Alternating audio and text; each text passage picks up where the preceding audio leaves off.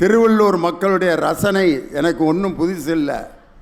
இந்த கூட்டத்தில் நடந்து வந்துக்கிட்டு இருக்கும்போதே ஒரு அம்மா டிவியில் பார்த்தா கிழமை மாதிரி இருக்கார், நேரில் நல்லா இருக்காருன்னுச்சு. திருவள்ளூர்காரங்க எதையும் மனசில் வச்சுக்க மாட்டாங்க, வஞ்சகம்லாம் சொல்லுவாங்க. டிவியில் ஏன் கிழமை மாதிரி இருக்கோம்னா பவுடரை போட்டு லைட்டை போட்டு உட்கார வச்சுருப்பேன். இங்கே நான் அழகாக இருக்கிறதுக்கு காரணம் அறிவு திருவிழாவான புத்தக திருவிழாவில் யார் வந்தாலும் அழகாக இருப்பார். ரியல் தான், டுபாக்கூர் தான். அதனால் ரீல் வேறு ரியல் வேறு. அந்த அம்மா சொன்னது உண்மைதான். மகிழ்வூட்டி வழிகாட்டுவது திரை இசையா இலக்கியமா? எப்படி தலைப்பு பாருங்க. ஒரு மனிதனுக்கு மகிழ்வூட்டணும். முதல்ல யாராவது இது வரைக்கும் நான் எதுக்காக வாழ்கிறேன்னு கேட்டால், நான் எதுக்காக வாழ்கிறேன்னாங்க காலையிலேருந்து சாயந்தரம் வரைக்கும் வேதனைப்பட்டுக்கிட்டே இருக்கணுங்க, அதுக்காகத்தான் வாழ்கிறேன்னு யாராவது இது வரைக்கும் சொல்லியிருக்கம்மா? மகிழ்ச்சியாக இருக்க வேண்டும் என்று நினைப்பது தான் ஒரு மனிதனுடைய மிகப்பெரிய எண்ணம். அதனால தான் தொல்காப்பியர் 8 வகை மெய்ப்பாட்டியல்ல முதல்ல எதை வச்சார்னா நகையே, அழுகை, இழிவரல், மறுக்கை, அச்சம் அப்படின்னு வரிசையா. அதில் முதல்ல வச்சது நகை, சிரிப்பு. உண்மையிலே ஒரு மனிதனுக்கு சிரிக்க தெரியலன்னா அவன் ஏதோ பெரிய பிரச்சனையில் இருக்கான்னு அர்த்தம். அதனால தான் கலைவாணர் என்எஸ் கிருஷ்ணன் சிரிப்பை பற்றியே ஒரு பாட்டு எழுதினார். இந்த கூட்டத்தில் உட்கார்ந்துருக்கவங்க ஒவ்வொருத்தரையும் நான் பார்க்குறேன். சில பேர் திருமணம் முடித்தவர்கள் உட்காந்துருப்பீங்க, முடிக்காதவர்கள் இருப்பீங்க, ஏண்டா முடித்தோம்னு இருக்கவங்க உட்காந்துருப்பாங்க. தெரியாமல் முடிச்சிட்டேன்ப்பா, நிம்மதியாக இருந்திருக்கலாம். அந்த ஆளை எந்த நேரத்தில் நான் பார்த்தோனோ என் வாழ்க்கை எப்படி ஆகிப்போச்சு. என்ன கைதட்டுறீங்கன்னா எல்லாரும் அந்த பொழப்பு தானா? இன்னொரு குரூப் என்னன்னா ஏதோ முடித்து சந்தோஷமாக தான் இருக்கான், இது தொடர்ந்து நீடிக்குமான்னு தெரியலையே அப்படிங்கிற ஐயப்பாட்டோடு இருப்பீங்க. எல்லாம் கலந்தவங்க தான். திருமணம் நமக்கு யாராவது முடிச்சு வைக்க மாட்டாங்களா அப்படின்னு ஏக்கத்தோடு உட்காந்துருப்பீங்க. இன்றைக்கி எப்படிப்பட்ட நாள் தெரியுமா? லியோனிக்குன்னே தேர்வு செஞ்சு இந்த நாளை கலெக்டர் கொடுத்துருக்காரு. காதலர் தினம். அதனால தான் இந்த நாளில் பட்டிமன்றம் பேசுகிறது எனக்கு அவ்வளோ சுகமாக இருக்குது. காதலர் தினத்தன்னைக்கு லியோனி பட்டிமன்றம். அதனால தான் வேறு ஏதாவது ஒரு தலைப்பை கொடுக்காம இதை கொடுத்ததுக்கு அதுதான் காரணம். மகிழ்வூட்டி வழிகாட்டுவது. உலகத்திலேயே ஒரு மொழியை கேட்டவுடன் மகிழ்ச்சி அடைகிற ஒரு மொழி தமிழ் மொழி தான். காரணம், நம்ம பயன்படுத்துகிற அந்த 2 முக்கியமான சொற்களிலேயே எவ்வளவு ஆழமான அர்த்தம் இருக்குது பாருங்கள். அம்மா, அப்பா. அம்மாங்கிற சொல் எவ்வளவு பொருள் பொதிந்த சொல் பாருங்கள். ஆங்கிறது உயிரெழுத்து, இம்முங்கிறது மெய்யெழுத்து, மாங்கிறது உயிர்மெய் எழுத்து. உயிரை தந்து மெய்யையும் தந்து என்னை உயிர்மெய்யோடு இந்த உலகத்திற்கு தந்தவள் அம்மா. உண்மையிலே இப்படி ஒரு மொழியை நம்ம எங்கேயாவது பார்க்க முடியுமா? அப்பா உயிரை தந்து, ஆ இப்பு மெய்யை தந்து, பா உயிர்மெய்யை தந்து இந்த உலகத்திற்கு தந்தவர் அப்பா. அதுலேயும் பாருங்க, அப்பால் இருக்க இப்பு வல்லினா, அம்மாவில் இருக்கிற இம்மு மெல்லினா. அம்மா எப்பயும் மென்மையாக தான் இருப்பாங்க. ஒரு பிள்ளைய அடித்தோன்னா ஏன் என் பிள்ளைய இப்படி அடிக்கிற? ஒரு பிள்ளை கருவேப்பிலை கொத்தாட்டம் பெற்று வச்சுருக்கேன், பொழுது போலன்னா நீ அடிப்பியா அப்படின்னு அடிக்கிற கையை ஓங்கணுன்னே குறுக்க வந்துடுவாங்க. பிள்ளைய அடி பெற்று வச்சுருக்க, ஓ மகனை கணக்கில் 12 மார்க் வாங்கியிருக்கேன், இவனை அப்புறம் அடிக்காமல் என்ன செய்கிறது அப்படிம்பார் அப்பா. அதுக்கு அந்த அம்மா, நீங்கள் 5 மார்க் வாங்கினீங்கன்னு இப்போ தான் உங்கள் அப்பா சொல்லிட்டு போனார், அப்புறம் உங்கள் மகன் எப்படி இருப்பேன் போங்க அப்படின்னா அவங்க அம்மா முந்தானையில் ஒளிஞ்சிக்கிட்டு அவன் அவங்க அப்பாவை 5 ப்ராக்ரஸ் ரிப்போர்ட்டில் கையெழுத்தை போட்டு பேசாமல் போங்கப்பா அப்படிங்கிறான். அம்மாங்கிறது மெல்லினம், அப்பாங்கிறது வல்லினம். அதனால தான் வீட்டில் எல்லா ஆம்பளை பிள்ளைகளையும் கேட்டால், நீங்கள்லாம் அப்பா பிள்ளைகளா அம்மா பிள்ளைகளான்னு கேட்டால், ஆம்பளை பையங்க பூரா நாங்கள்லாம் எங்கள் அம்மா பிள்ளைய. ஏண்டா அப்பா மனுஷனாக இருந்தாலும் அந்த ஆள் எப்போ வீட்டில் இல்லையோ அப்போ தான் நாங்கள் நிம்மதியாக இருப்போங்கிறேன். பொம்பளை பிள்ளைகளை கேளுங்க, நீங்கள்லாம் அப்பா பிள்ளைகளா அம்மா பிள்ளைகளா? நாங்கள்லாம் எங்கள் அப்பா பிள்ளைய. அம்மா தாய், தாயா பேய். அந்த அம்மா எங்களை எங்கள் நிம்மதியாக விடுதா? ஜடை இப்படி பின்னணும், ஸ்காலை போட்டு கிளிப்பு குத்தணும், பின்னு குத்தணும், ஜடை எப்படி போடணும், நேரம் பொடி அப்படின்னு ஜடை பின்றதுக்குள்ளே 10 கொட்டு கொட்டுது. இதெல்லாம் தாயா?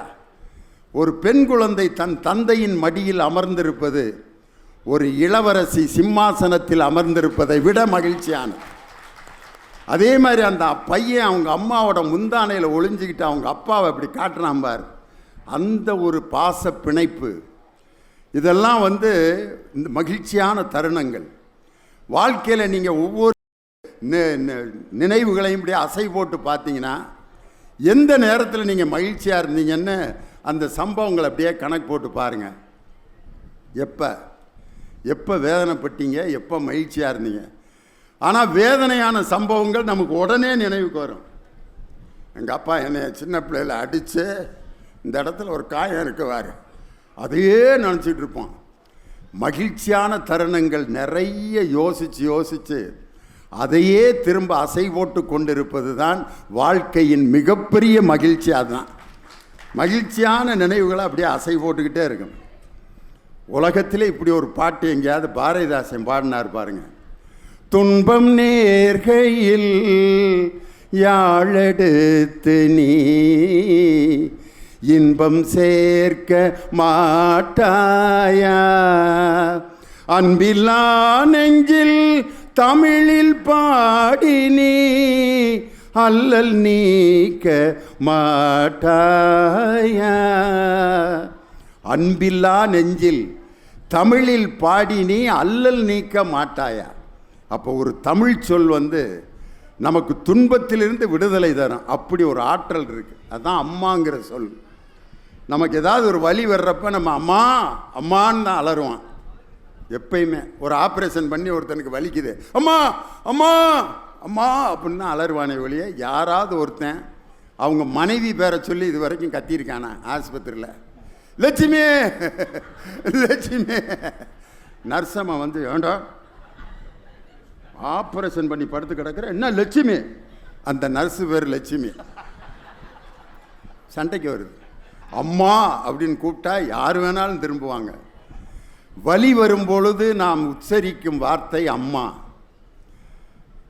அப்பாங்கிற வார்த்தையை எப்போ பயன்படுத்துவோம்னா வலி தீரும்போது. வலியெல்லாம் அப்படியே குறைஞ்சோன்னே அப்பா அப்படிமா. வலி குறையும் போது ஒரு மனிதன் உச்சரிக்கும் வார்த்தை அப்பா. வலியிலிருந்து விடுதலை தருவதற்காக உச்சரிக்கும் வார்த்தை அம்மா. அதனால தான் துன்பம் நேர்கையில் யாழெடுத்து நீ இன்பம் சேர்க்க மாட்டாயா, அன்பில்லா நெஞ்சில் தமிழில் பாடி நீ அல்லல் நீக்க மாட்டாயா. இலக்கியம் தாயா ஒரு மனிதனுக்கு மகிழ்வூட்டி வழிகாட்டுவது அப்படின்னு பேசுகிறதுக்கு 2 பேர் இலக்கிய பேச்சாளர். பார்த்தீங்களா? ட்ரெஸ்ஸு பார்த்தீங்களா? ஒரு நாகசரத்தை கையில் கொடுத்தோம்னா உண்மையிலே சிக்கல் சண்முக சுந்தரம் தான். அருமையான இந்த ஜிப்பை நானும் போடணும்னு ஆசையாக தான் இருக்குது. என்னென்ன இன்ஸ்ட்ருமெண்ட்டை வச்சுட்டு வந்துட்டீங்களான்னு கேட்பாங்க. இருந்தாலும் அவருக்கு ஜம்முன்னு இருக்குது. பேராசிரியர் விஜயகுமார் எஸ்ஏ கலை மற்றும் அறிவியல் கலைக்கல்லூரியில் தமிழ்துறை தலைவராக இருக்கிறார். மதுரையைச் சேர்ந்தவர், முனைவர் பட்டம் பெற்றவர். இவரிடம் படித்த 2 மாணவர்கள் தான் உலக புகழ்பெற்ற ஒலிம்பிக் செஸ் வீரர்கள் பிரிக்யானந்தா, வைஷாலி ஆகிய இருவரும் இவருடைய மாணவர்கள். அப்படிப்பட்ட சிறப்புக்குரிய பேராசிரியர் இலக்கிய கருத்துக்களை அள்ளி தெளிக்க வந்திருக்கிறார். அவரோடு இணைந்து இலக்கியமே என்று பேசுவதற்காக வருகை தந்திருப்பவர் கோவையைச் சேர்ந்த நாகநந்தினி. இவர் மதுரை, அவங்க கோயம்புத்தூர். ஆனால் இருக்கிறது சென்னை. யார்? விஜயகுமார். கோயம்புத்தூருக்குள்ளே போனோம்னாலே அந்த ஒரு ஸ்லாங், ஒரு மொழி வந்துடும். ஏனுங்க நீங்கள் ஜாலி போட்டு போங்க, சாப்பிட்டு போட்டு போங்கண்ணா, ஏனுங்க பண்ணி போட்டு போகிறீங்க, ஏனுங்கண்ணா இல்லைங்கண்ணா சொல்லுங்கண்ணா, பார்த்து போட்டு போங்கண்ணா, சொல்லி போட்டு போங்கண்ணா. எங்கள் மதுரைக்காரன் பஸ்ஸில் போயிருக்கேன், கண்டக்டரு ஏனுங்க எங்கெங்கே போகுண்ணா அப்படின்ட்டுருக்கார். சௌரிபாளையம் போகணுமையா அப்படின்ட்டுருக்கேன். சௌரிபாளையம் போகணுங்களா, டிக்கெட்டு வாங்கி போட்டு போங்கோ அப்படின்ட்டுருக்காரு. வாங்கின டிக்கெட்டை எதுக்கு போட்டு போக சொல்கிற? காசு கொடுத்து வாங்கின டிக்கெட்டை எதுக்குடா கீழே போட்டு போக சொல்லு. சண்டை. வாங்கி போட்டு போகிறது, சாப்பிட்டு போட்டு போகிறது, கல்யாணத்தை பண்ணி போட்டு போகிறது அப்படின்னு பேசுவாங்க. உலகத்திலே ஒரு மரியாதையான மொழி என்று கோவை மாவட்டத்தின் கொங்கு மண்டலத்தின் மொழியை சொல்வார்கள். ஏனுங்க, சொல்லுங்க, ஆமுங்க, இல்லைங்க. இவர் சென்னையில் இருக்கார், ஆனால் மதுரைக்காரர். மதுரையோட ஸ்லாங் பார்த்துருக்கீங்களா? Present tense, past tense, future tense, 3 டென்ஸையும் ஒன்றா கூட்டி ஒரு புது டென்ஸில் பேசுவான் மதுரைக்காரர். மாமா சாப்பிட்டியா? ஒன்று சாப்பிட்டேங்கண்ணா, சாப்பிட்றேங்கண்ணா, சாப்பிட போகிறேங்கண்ணா, சாப்பிட்டு கொண்டு இருக்கிறேன் கண்டினியூஸ் டென்ஸ். மதுரையில் சாப்பிட்றோம்ல அப்படின்னா, சாப்பிட்றோம்ல அப்படின்னா சாப்பிட்றானா சாப்பிட்டானா சாப்பிட கண்டே பிடிக்க முடியாது. மாமா பொண்ணு கொடுப்பியா? கொடுப்போம்ல அப்படிம்பாரு. கொடுப்பாரா மாட்டாரா கண்டுபிடிக்க முடியாது. கொஞ்சம் ஒரு 200 கிலோமீட்டர் தள்ளி போனீங்கன்னா திருநெல்வேலி. ஏல என்னலே சொல்லுத, சைக்கிள் எடுத்து சமட்டிலே ஒழுங்கா வயிறு வலிக்கிறது அப்படின்னு சொல்லுங்க திருநெல்வேலிக்காரரை. வயிறு வலிக்கி அப்படிம்பாங்க. வலிக்கிறது வலிக்கி. சொல்லுகிறான் அப்படின்னு சொல்லுங்க. சொல்லுதான், சொல்லுகிறான், சொல்லுதான்.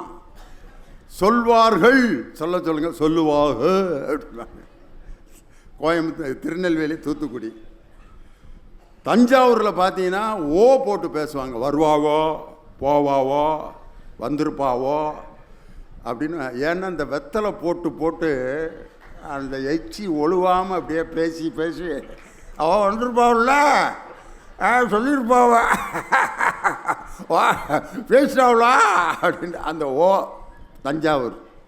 ஆனால் தமிழ்நாட்டின் தலைநகரம் சென்னை இருக்குது பார்த்தீங்களா, அந்த தமிழை யார் தான் கண்டுபிடிச்சான்னு தெரில. நான் கட்சிக்கல்ல வெத்தலைக்கு நான் பார்த்துக்கின்னு வந்தேன்னு இருக்கிறேன். அண்ணியா இல்லையோ நீ சார் நீ இட்டுன்னு போடா அப்படின்னு நான் ஒருத்தன். இட்டுன்னு போகிறதா அப்படின்னா என்னன்னா பயந்துட்டேன் நான். இட்டுன்னு போகிறதுனா கூட்டிகிட்டு போகிறது. இங்கே கூட்டிகிட்டு போகிறதுனா அர்த்தம் வேறு. லியோனியை கூட்டிகிட்டு போய் என்ன செய்ய சொல்கிறாங்க. இட்டுன்னு போகிறது சொல்லிக்கின வந்துக்கின. என்னப்பா என்ன பேசின்னு இருக்கிற, நாஸ்டா துணியா அப்படிமா. இது என்னன்னா காலையில் சாப்பிட்டியான்னு கேட்குறதுக்கு நாஸ்டா துணியா.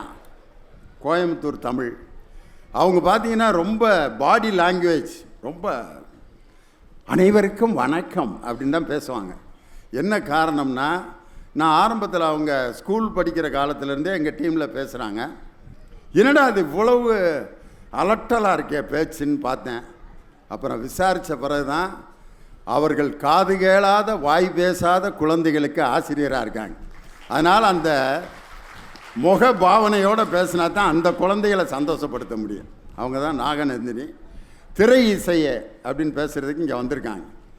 அந்த காலத்து பழைய பாட்டிலேருந்து இப்போ லேட்டஸ்ட்டு சாங் வரைக்கும் எடுப்பார். பழைய பாட்டு யார்?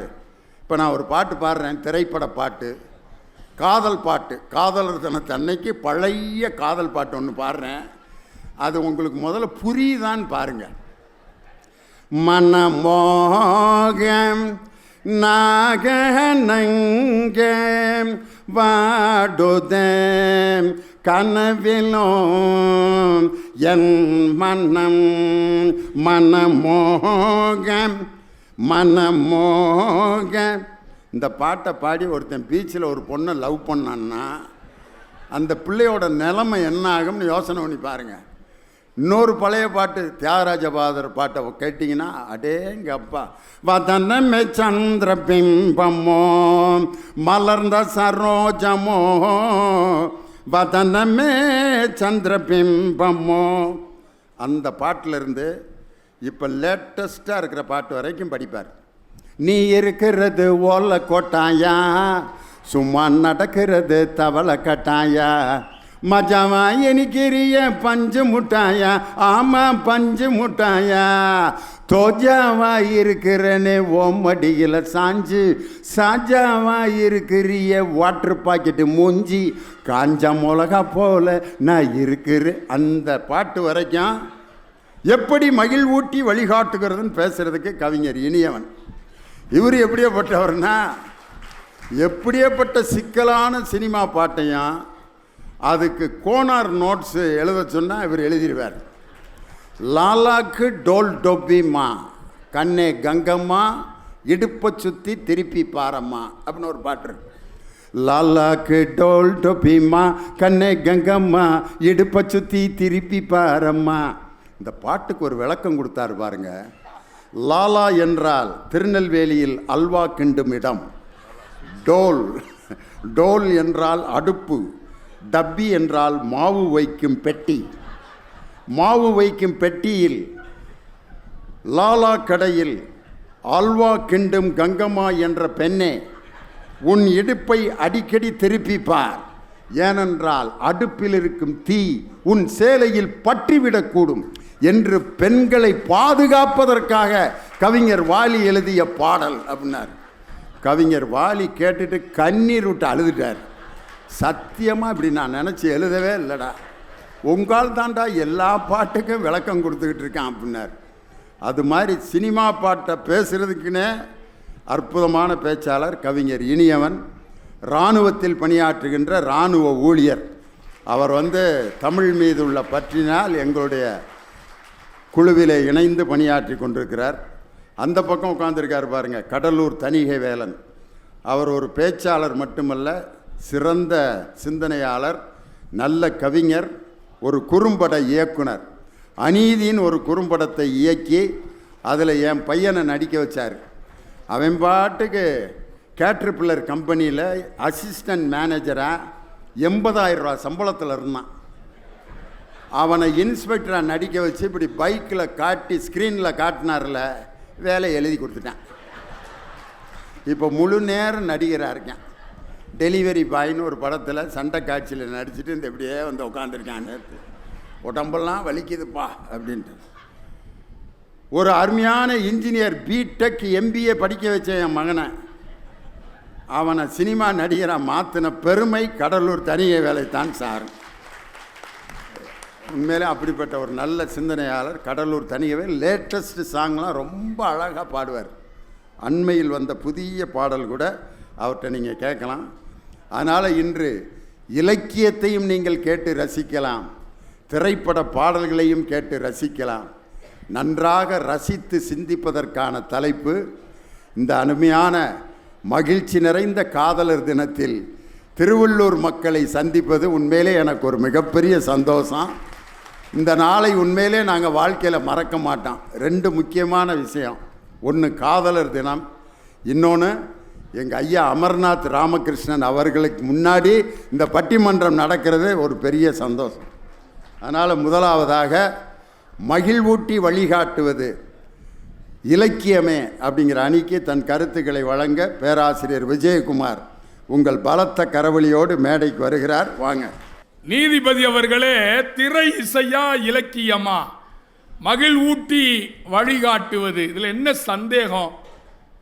இலக்கியங்கள் தானே சார் வாழ்க்கைக்கு வழிகாட்டுது. இலக்கு கூட்டல் இயம், இலக்கியத்தை எப்படி பிரிக்கலாம்? இலக்கு கூட்டல் இலக்கு கூட்டல் இயம், இலக்கை நோக்கி இயங்க செய்வது இலக்கியம். டார்கெட், கோல், இலக்கை நோக்கி நம்மை இட்டு செல்வது இலக்கியங்கள் தானே. திரை இசை அப்படி இருக்கா? அன்றைக்கு தொடங்கிய இலக்கியம், ஔவை பாட்டி சொன்ன இலக்கியத்திலிருந்து வாழ்க்கைக்கு எவ்வளவு விஷயங்கள் சார். திருவள்ளூர் மாவட்டத்தில் புருடா போடுறதுக்கு வந்திருக்காரு எங்க இனியவன் சார். ஔவை பாட்டி அறம் செய்ய விரும்புன்னு சொன்னான். ஏன் நீதிபதி அவர்களே ஔவை பாட்டி அறம் செய் அப்படின்னு சொல்லல, அறம் செய்ய விரும்பு? அறம் செய்ய விரும்பு என்று அன்பாய் சொன்னால், அதிகாரமாக சொல்லவில்லை. ஏன் தெரியுமா? அறம் செய் என்று அதிகாரமா சொன்னா அன்னைக்கு மட்டும் செய்வான். அறம் செய்ய விரும்பு என்று அன்போடு சொன்னால்தான் ஆயுள் முழுக்க அறம் செய்வான் என்பதற்காகத்தான் அறம் செய்ய விரும்பு என்று இலக்கியம் வழிகாட்டியது இல்லையா சார்? இன்னைக்கு இருக்கிற தொல்காப்பிய காலத்திலிருந்து இன்னைக்கு எழுதுகிற நம்முடைய மனுஷ்யபுத்திரன் ஐயா வரைக்கும் இலக்கியம் பிரமாதம் சார். சார் ஒரு 10 வருஷம் 20 வருஷத்துக்கு முன்னாடி இந்த தலைப்பை கொடுத்திருந்தாருன்னா நான் அந்த அணியில பேசியிருப்பேன். திரை இசைன்னு அன்னைக்கு நல்லா இருந்துச்சு. பாட்டு வண்டி போகாத ஊருக்கெல்லாம் தன் பாட்டு வண்டி அனுப்பினானே பட்டுக்கோட்டை சிறப்பா எழுதினா. சிறுகூடல் பட்டியிலே பிறந்து சிக்காகோவிலே தன் வாழ்க்கையை முடித்துக் கொண்டானே. நோட்டு என்னும் சமூகத்திலே பிறந்து பாட்டு எண்ணிய கண்ணதாசன். அந்த கண்ணதாசன் காலம், பட்டுக்கோட்டையார் காலம், உடுமலை நாராயணகவி காலம், காமு ஷெரீப் காலம் நல்லா இருந்துச்சு சார். இன்றைக்கு புதுக்கவிதை ஹைக்கூ லிமரைக்கு வரைக்கும் இலக்கியம் நல்லா இருக்குது. பாப்புலேஷன் 130 கோடி, 130 கோடி மக்கள் தொகை பெருகினதை வச்சு கூட ஒரு புதுக்கவிஞன் சொல்றான் சார். ரொம்ப அழகா நளினமா காதலர் தினத்தில் சொல்ல வேண்டிய கவிதை. இந்த இலக்கியம் பாருங்க, அழகா சொன்னான். ஒரு 4 வரி கவிதை. ஒருத்தன் சொல்றான், விளக்கை அணைத்து விட்டு வெட்கத்தை எரிய விட்டால் கரண்ட் பில்லுக்கு பதிலாக ஸ்கூல் ஃபீஸ் கட்ட வேண்டிய நிலைமை வரும். சார் எவ்வளவு அழகா சிந்திக்கிறான். காதலர் தினத்துக்குன்னே தேர்ந்தெடுத்துட்டு வந்து எவ்வளவு கவிதை இருக்கு. ஆனா எதை எடுத்து சொல்றாரு பாருங்க.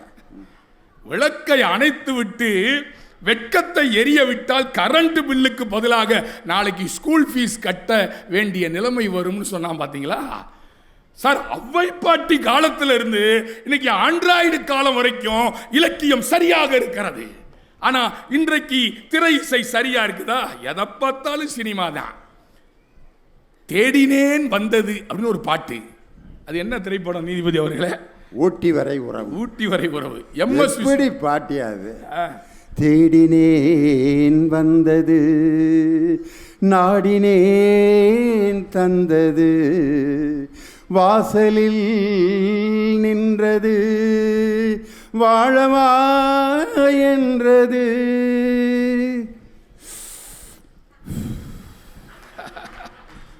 தேடினேன் வந்தது. இந்த பாட்டை ஏன் இப்போ பாடுறேன்னா, நேற்று விருதுகள் வழங்கும் விழாவில் கேஆர் விஜயா மேடைக்கு வர்றப்ப இந்த பாட்டை போடுறாங்க. அந்த அம்மா பழைய ஞாபகம் வந்துருச்சு. அப்படியே சிவாஜி கணேசன் அப்போ ஒரு சிகரெட்டு குடிச்சிட்டு அந்த புகை ஊதுவார் பாருங்க. ஒரு நடிகனின் சிகரெட்டு புகையை கூட நடிக்க வைத்த நடிகர் திலகம் சிவாஜி கணேசன். அந்த பாட்டு காட்சியை பாருங்களேன். அந்த ஒயிட் அண்ட் ஒயிட் போட்டு அவர் நிற்கிறதும் அந்த சிகரெட்டை ஊதுறதும் அடாடாடாடா. இன்னைக்கு எல்லாமே சினிமா தானே நீதிபதி அவர்களே. அன்னைக்கு நல்லா இருந்துச்சு பாட்டு. அந்த பாட்டை நம்மளால் இன்னைக்கு உள்டா அடிக்கிறேன். சினிமா கெடுத்து வச்சிருக்கு திரை இசை இன்னைக்கு தரை இசை ஆயிடுச்சே சார். தேடினேன் வந்தது அப்படின்னா என்ன பண்ணேன்? ஒன்றும் இல்லை சார், கூகுள் தான். தேடினேன் வந்ததுன்னா கூகுள்ட்டேன். நாடினேன் தந்தது அப்படின்னு கேட்டேன், அமேசான் பிளிப்கார்ட் சார்ன்றேன். வாசலில் வந்தது அப்படின்னு ஓலா ஊபரு எல்லான்றேன்.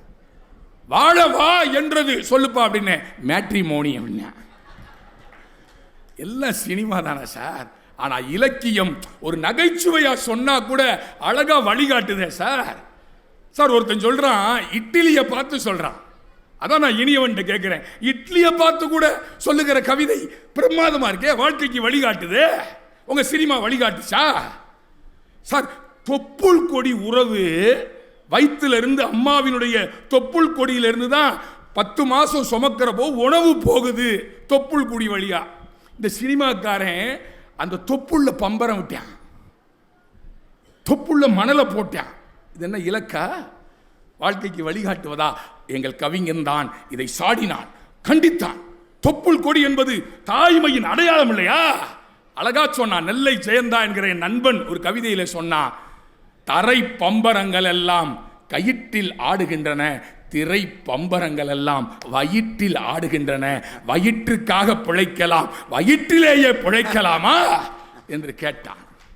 இட்லியை வச்சு சொல்றேன் சொன்ன நீதிபதி அவர்களே. இட்லியை பதில் சொல்ற, இட்லியே வாழ்ந்தால் உன்னை போல வாழ வேண்டும், குழிக்குள் தள்ளினாலும் கும்மன்று வருகிறாயே. இட்லியை வச்சு சொன்னா சார் கவிதை. காதல் கவிதை யுகபாரதி என்கிற ஒரு கவிஞன் எழுதுகிறான். அவன் திரைப்பாடலை விட அவன் எழுதிய இலக்கிய கவிதை வரிகள் நல்லா இருக்கு. காதலர் தினம் இல்லையா, அதனால சொல்றேன்.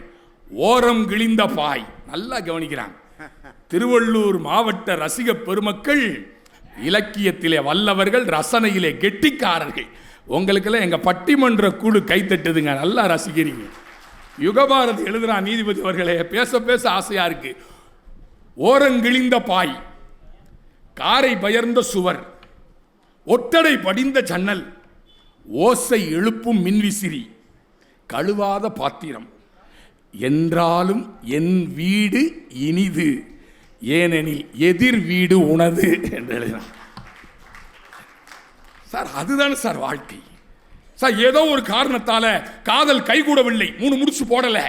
ஒரு கவிஞன், அறிவுமதி என்கிற கவிஞன் எழுதுகிறான், இலக்கியத்தை பாருங்கள். மிஸ்டர் இனியவன் சொல்றான், இனி கல்யாணம் நடக்கல, காதலிக்கிறாங்க உயிருக்கு உயிரா. ஏதோ ஒரு காரணம், சாதியோ பொருளாதாரமோ ஏதோ ஒரு தடை. அந்த கவிஞன் சொல்லுகிறான் பாருங்கள், அதுதான் லைலா மஜ்னு காதலை விட, ஈவா பிரவுன் நெப்போலியன் காதலை விட, மும்தாஜ் ஷாஜகான் காதலை விட உயர்ந்த காதல். இந்த இளைஞர்களுக்கு வழிகாட்டுகிற காதல் கவிதை சொல்லுகிறான், காதலியே இனி பார்க்க வேண்டும் என்று ஆசைப்படுகிற போதெல்லாம் அந்த வானத்தை பார்த்துக்கொள். அந்த வானத்தின் எங்காவது ஒரு மூலையில் நம் பார்வைகளாவது முடிச்சு போட்டுக் கொள்ளட்டும் என்று ஒரு கவிஞன் எழுதுகிறான் என்று சொன்னார். இது தூய காதல். உங்க சினிமா என்ன விஜயகுமார் ஃபுல் மூட்ல இருக்க போல இருக்கு காதலர் தினத்துல. காதலர் தினம் வீட்டுக்கார மாட்ட சொல்லிட்டு வந்தியோ, ஃபுல்லா அன்னைக்கு லவ் மூடு தான் அப்படின்ட்டு. நீ ராமராஜன் கலர்ல ஜிப்பா போட்டிருக்கும் போதே நினைச்சேன் நீ இன்னைக்கு ஃபுல் மூட்ல இருக்கேன்ட்டு. சரி, அம்மாவுக்கு வந்துடுவா. காதல் உயிர் இயற்கை. நீதிபதி அவர்களே, எங்க வடுகப்பட்டி தந்த வால்டர் வைரமுத்து, வைரமுத்து மாதிரி இருக்கனா ஒரு ஆசைதான். வடுகப்பட்டி தந்த வால்டர் வைரமுத்து காதலை சொல்லுகிறான். இலக்கியம் கொட்டி தவிக்கிறது, புல்லரிக்குது கவிதை. காதலித்து பார், 3 முறை பல் துலக்குவாய். காதலித்து பார், இந்த காகம் கூட உன்னை பார்க்காது, இந்த உலகமே உன்னை பார்ப்பதாய் உணர்வாய். காதலித்து பார், தபால்காரன் தெய்வமாவான். காதலித்து பார், ராத்திரியின் நீளம் புரியும். காதலித்து பார், சிரித்துக் கொண்டே அழவும் முடியுமே, அழுது கொண்டே சிரிக்கவும் முடியுமே. காதலித்து பார், காதலித்து பார், வயிற்றுக்கும் தொண்டைக்கும் இடையே உருவம் இல்லாத ஒரு உருவம் உருள்வதை உணர்வாய். காதலித்து பார், சொர்க்கம் நரகம் 2இல் 1 நிச்சயம் என்று எழுதுகிறான் இல்லையா? அதுதான் இலக்கியம். இலக்கியம் கொட்டி கொடுக்கிறது. அவங்க சினிமா பாட்டு என்ன சார் கொடுக்குது? இனியவன் இந்த கோனார் நோட்ஸ் போடுற வேலையை விடு. இன்னைக்கு சினிமாவில் எழுதுறியான், ஒருதல காதல தந்த இந்த தருதல மனசுக்குள் வந்த. அவன் தான் தருதலை இல்லை, இன்னத்துக்கு மனசுக்குள்ள போகணும். அவன் தருதலைன்னு சொல்லிட்டான். ஒருதல காதல தந்த இந்த தருதல மனசுக்குள் வந்த, காதலிக்க கைடு இல்லை சொல்லி தர வாத்தி. நடுவரை உங்களை கூப்பிடுறான், நீங்க வாத்தியார் தானே. காதலிக்க கைடு இல்லை சொல்லித்தர வாத்தி. சரி, அதுக்கு அடுத்தாவது ஏதாவது வாழ்க்கைக்கு வழிகாட்டுவான்னு பார்க்கிறேன். அவன் எழுதுறேன், சேர்த்து வச்ச ஆசையெல்லாம் அள்ளி தர வாத்தி, ஏன் உசுர ஓ உசுரா தாரேன் கை மாத்தி. ஏண்டா அது என்ன அடகு வைக்கிற பொருளாடா? எவ்வளோ பெரிய டாக்டர்லாம் இங்கே உட்காந்துருப்பீங்க, நம்ம உசுரை அடுத்தவன் உசுரா மாற்ற முடியுமா? அடுத்து சொல்றேன், அடியாத்தி இது என்ன ஃபீலு, ஒன்னால நான் ஃபெயிலு. அவன் தருதலை கூட சுத்தினா ஃபெயில் தான். அவன் ஒன்னால நான் ஃபெயிலு, பிடிக்காம ஓட்டு நெறியிலு, இனிமேல் நான் ஓ ஆளு. அடுத்து சொல்றான் பாருங்க, உன் பேரு தினங்கூவும் குயிலா ஆனேனா, நீ பார்க்க புதுமாரி ஸ்டைலா ஆனேனா, பாக்கெட்டில் உன் ஹீரோ பேனா ஆனேனா, மனசார உன்னோட ஃபேனா ஆனேனா. போய் சிங்கி அடிங்க ஆயா, நீ நானும் இணைஞ்சிட்டு வந்த உலகத்தை ஜெயிச்சு காட்டுவோம் சொல்றியா? யாஸ்மின் உமர்கயாம் சொல்லுகிறான், பாரசீக கவிஞர் உமர்கயாம் சொல்லுகிறான், யாஸ்மின் நீ மட்டும் என் அருகிலே இருப்பாய் என்றால் வானத்து படிக்கட்டுகளில் ஏறி பால் வீதியையே அளந்து காட்டுகிற ஆற்றல் எனக்கு கிடைக்கும் யாஸ்மின் என்று சொல்லுகிறார். நீ கவிஞனாகி விடுவாயோ உமர்கயாம் என்று பேசுகிறார். அந்த லட்சிய காதல் இன்னைக்கு சினிமா சொல்லுதா? சார் என்ன சார் பாட்டு? அன்றைக்கு இருந்த இலக்கியங்கள் வாழ்க்கைக்கு வழிகாட்டு. நல்லா படிச்சு படிச்சு ஆட்டோமேட்டிக்கா மனப்பாடம் ஆயிடுச்சு. ஆனா இன்னைக்கு இருக்கிற சினிமாவை பாட்டை எழுதிட்டு வந்து வாசிக்க வேண்டிய நிலைமை. ஆனால் சிலப்பதிகாரமா இளங்கோவடிகளின் சிறப்பு. திங்களை போற்றுதும் திங்களை போற்றுதும் கொங்கு அலர்தா சென்னி குளிர்வன் குடை போன்றி வங்கன் உலகளித்தலான் ஞாயிறு போற்றுதும் ஞாயிறு போற்றுதும். ஞாயிறை போற்றுங்கப்பா, உதயசூரியனை போற்றுங்கப்பா, இளங்கோவடிகளே சொன்னார். ஞாயிறு போற்றுதும் ஞாயிறு போற்றுதும் காவிரி நாடன் திகிரி போல் பொற்கோட்டு மேல் வளர்ந்திருந்தலான். மாமலை போற்றுதும் மாமலை போற்றுதும் நாமநீர் வேலி உலகிற்கவன் அலி போல் மேல் நின்று தான் சுரத்தலான். பூம்புகார் போற்றுதும் பூம்புகார் போற்றுதும் வீங்கு நீர் வேலி உலகிற்கு அவன் குலத்தோடு ஓங்கி பறந்தொழுகலான். மண்டைத்த மொழியினான். கோவலனை வர்ணிக்கிறான் சார். மண்டைத்த மொழியினான் பந்தைத்த புகழினான் ஆயத்து பாராட்டி கொண்டேத்தும் செவ்வழ கொண்டேத்தும் கிழமையோர் போதிலார் திருவினால் புகழுடைய வடிவென்றும் தீதிலா வடமீனின் திறம் இவள் திறமென்றும் மாதரார் தொழுதேத்த வயங்கிய பெருங்குணத்து காதலால் பெயர் மண்ணும் கண்ணகி என்பால் மண்ணோ வெஸ்டர் இனியவர். சிலப்பதிகாரத்தை ஒப்பிச்சிட்டாரு. இனியவன் முழிக்கிறாரு. இதை நான் சினிமா பாட்டில் எப்படித்தான் மேட்ச் பண்ணுறதுன்னு தெரியலையே சார். வயிற்றுக்கு சோறிடல் வேண்டும். சங்க காலத்து மட்டும் இல்ல, காப்பிய காலத்து மட்டும் இல்ல, இலக்கியம் வாழ்க்கை முழுவதும் வழிகாட்டுகிறது. அது சங்க காலமா இருந்தாலும் சரி. என்ன சார் பாட்டு? நீங்க பாட்டு வேற பாடினீங்க. நீ இருக்கிறையோ ஓலக்கோட்டாயா, பெண்ணை வர்ணிக்கிற பாங்கா, இது போதிலார் திருவினாள் புகழுடை வடிவென்றும் தீதிலா வடமீனின் திறம் இவள் திறம். மாதர்கள் எல்லாம் கண்ணகி இந்த அரங்கத்திற்குள் நடந்து வந்தால் எதிரிலே இருக்கின்ற பொதுமக்கள் எல்லாம் எழுந்து நின்று அவளை வணங்குகிற தோற்றம் இருந்தது என்று பெண்ணை வர்ணிக்கிறார். நீ வாட்டர் பாக்கெட் மூஞ்சி, அட பாவிகளா. இதுக்கு வேற வக்காலத்து தான் கேட்டுக்கிட்டு இருக்காரு. வாட்டர் பாக்கெட்டு மூஞ்சின்னு எழுதியிருக்கீங்கள, இதுக்கு பேர் இலக்கியமா? இது மகிழ் ஊட்டி வழிகாட்டுறதா அப்படின்னு கேட்கிறாரு. காலத்தின் அருமை கருதி 2 செய்தியோடு நான் முடிக்க ஆசைப்படுகிறேன். ஒருமையுடன் எனது திருமலரடி நினைக்கின்ற உத்தமர்தம் உறவு வேண்டும். வள்ளலார் பேசுகிறார், பசித்திரு தனித்திரு விழித்திரு பதவி என்பது கிடைக்கும் என்பது. ஒருமையுடன் எனது திருமலரடி நினைக்கின்ற உத்தமர்தம் உறவு வேண்டும். உள்ளொன்று வைத்து புறம் ஒன்று பேசுவார் உறவு கலவாமை வேண்டும். மதமான பேய் பிடியாதிருக்க வேண்டும். இதைத்தான் பாரதி எழுதினார். தெய்வம் பல பல சொல்லி பகை தீயை வளர்ப்பவர் மூடர். உய்வதனைத்திலும் ஒன்றாய் எங்கும் ஓர் பொருளான தெய்வம். தீயினை கும்பிடும் இந்து நித்தம் திக்கை வணங்கிடும் முஸ்லிம். கோயில் சிலுவையின் முன்னே நின்று கும்பிடும் இயேசு மதத்தார். யாரும் பணிந்திடும் தெய்வம், பொருள் யாவிலும் நின்றிடும் தெய்வம். பாருக்குள்ளே தெய்வம் ஒன்று, இதில் பற்பல சண்டைகள் வேண்டாம் வேண்டாம் என்று எழுதினானே. இதுதான் வாழ்க்கைக்கு வழிகாட்டு. இது வாழ்க்கைக்கு வழிகாட்டாது. அச்சம் தவிர பெண்ணுக்கு எழுதுகிறான். அச்சம் தவிர. ஆத்திச்சூடி வரிகளை மாணவர்களுக்கு சொல்லித்தாருங்கள் பெரியோர்களே, சான்றோர்களே. பாரதியின் ஆத்திச்சூடியை ஒரு மாணவன் படிக்கின்ற அறையிலே ஒட்டி வைத்திருந்தால் வாழ்க்கையில் அவன் சாதிப்பான். ஒவ்வொரு வரியும் அடர்த்தி மிகுந்த வரி. சொற்சுருக்கம் வள்ளுவனிடத்திலே பாரதி கற்றுக்கொண்டான் போலும். ஒரு நாடு எப்படி இருக்கணும், பினான்ஸ் மினிஸ்ட்ரி எப்படி இயங்கணும், ப சிதம்பரம் ஐயாவாக இருந்தாலும் நிர்மலா சீதாராமனா இருந்தாலும் எங்க வள்ளுவனை தொடாமல் பாராளுமன்றத்தில் பேச முடியாது. அந்த தமிழ் யாசகன் தமிழ் என்று பேசுகிறார். பாவம் அறியாதவர்கள். இயற்றலும் ஈட்டலும் காத்தலும் காத்த வகுத்தலும் வல்லது அரசு என்று நிதி வருவாய்க்குரிய சட்டத்தை இயற்ற வேண்டும். சட்டத்தின்படி பொருளை ஈட்ட வேண்டும். ஈட்டுவதை வாய்க்குள் போடாமல் காக்க வேண்டும். காத்ததை வகுக்க வேண்டும் என்று ஒரு பினான்ஸ் மினிஸ்ட்ரியவே 2000 ஆண்டுகளுக்கு முன்னர் எப்படி இயங்க வேண்டும் என்று சொன்ன இலக்கியங்கள். சிந்தித்து பாருங்கள். வயிற்றுக்கு சோறிடல் வேண்டும். இங்கு வாழும் மனிதருக்கெல்லாம் பயிற்று பல கல்வி தந்து இந்த பாறை உயர்த்திடல் வேண்டும் என்று எட்டயபுரத்திலே இருந்து இருட்டை கிழிக்க வந்த நெருப்பு தீக்குச்சி பாரதி பாடினான். தமிழக முதல்வர் அவர்கள் காலை உணவு திட்டம் என்று வயிற்று பசியை போக்குகிற இந்த நாட்டிற்கே வழிகாட்டிய இலக்கிய வரிகள். ஆனால் உங்க சினிமா எப்படி எழுதுது? Monica Monica my dear Monica love you Monica பேபிமா மோனிகா கிச்சு கிச்சுமா பத்தி கிச்சுமா ஃபயர் சர்வீஸ் கூப்பிடுறா நாசமா போறவங்களா. அடுத்து சொல்றேன், ஒரு வாட்டி சந்திக்கவா உதட்டோரம் தித்திக்கவா, நிலவ சவப்பாக்கும் தஞ்சாவூர் காரி, மனச ரெண்டாக்கும் வரவா கிள்ளி, இரும்ப கரும்பாக்கும் பப்பாளி லாரி. எப்பா லாரி என்ன சார் பாட்டு? இலக்கியங்களை போதிப்போம், பெரிதினும் பெரிதுகள் ஆத்திச்சூடி, பெரிதினும் பெரிதுகள் போதுமென்ற மனமே பொன் செய்யும் மருந்து என்று பேசிய தேசத்தில் வைய தலைமைகள் பெரிதினும் பெரிதுகள். இதைத்தான் அப்துல் கலாம் சொன்னார்.